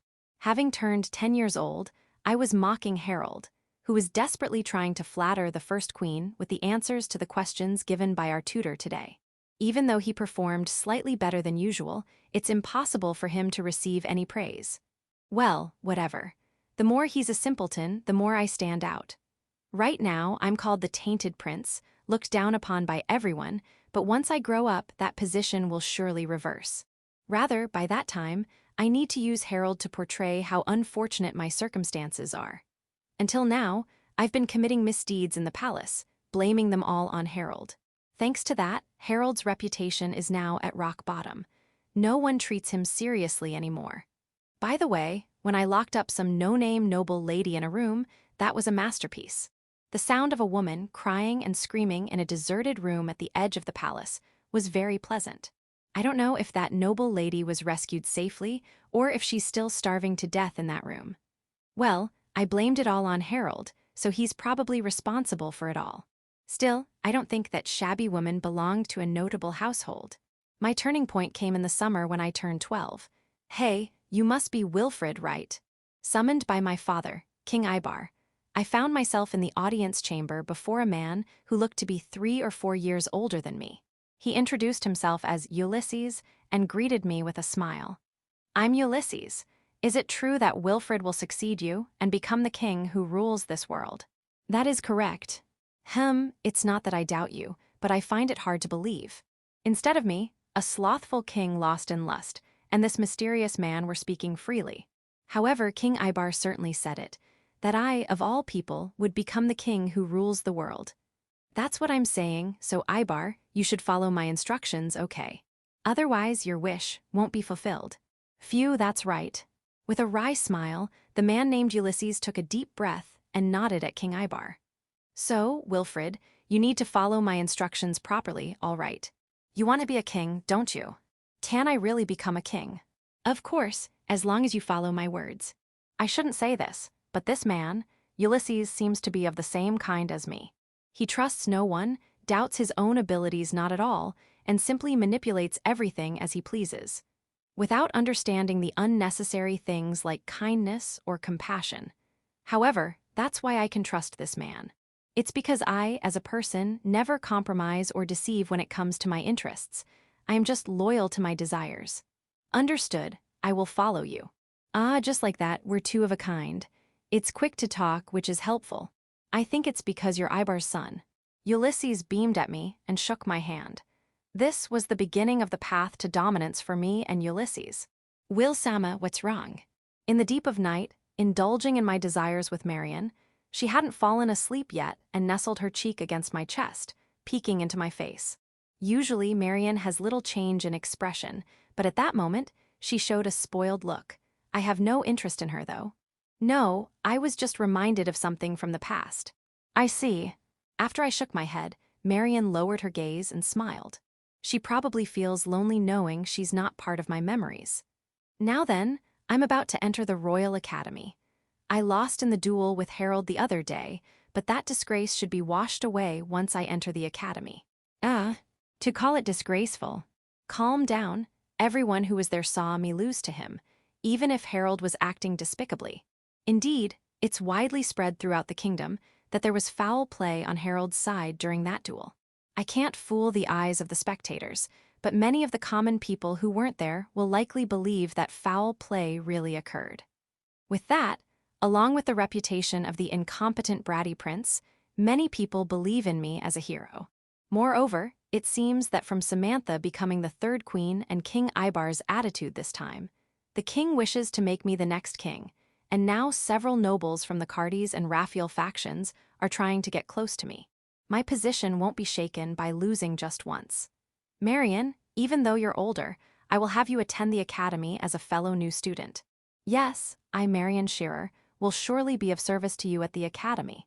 Ah, I look forward to it. Ah, MH.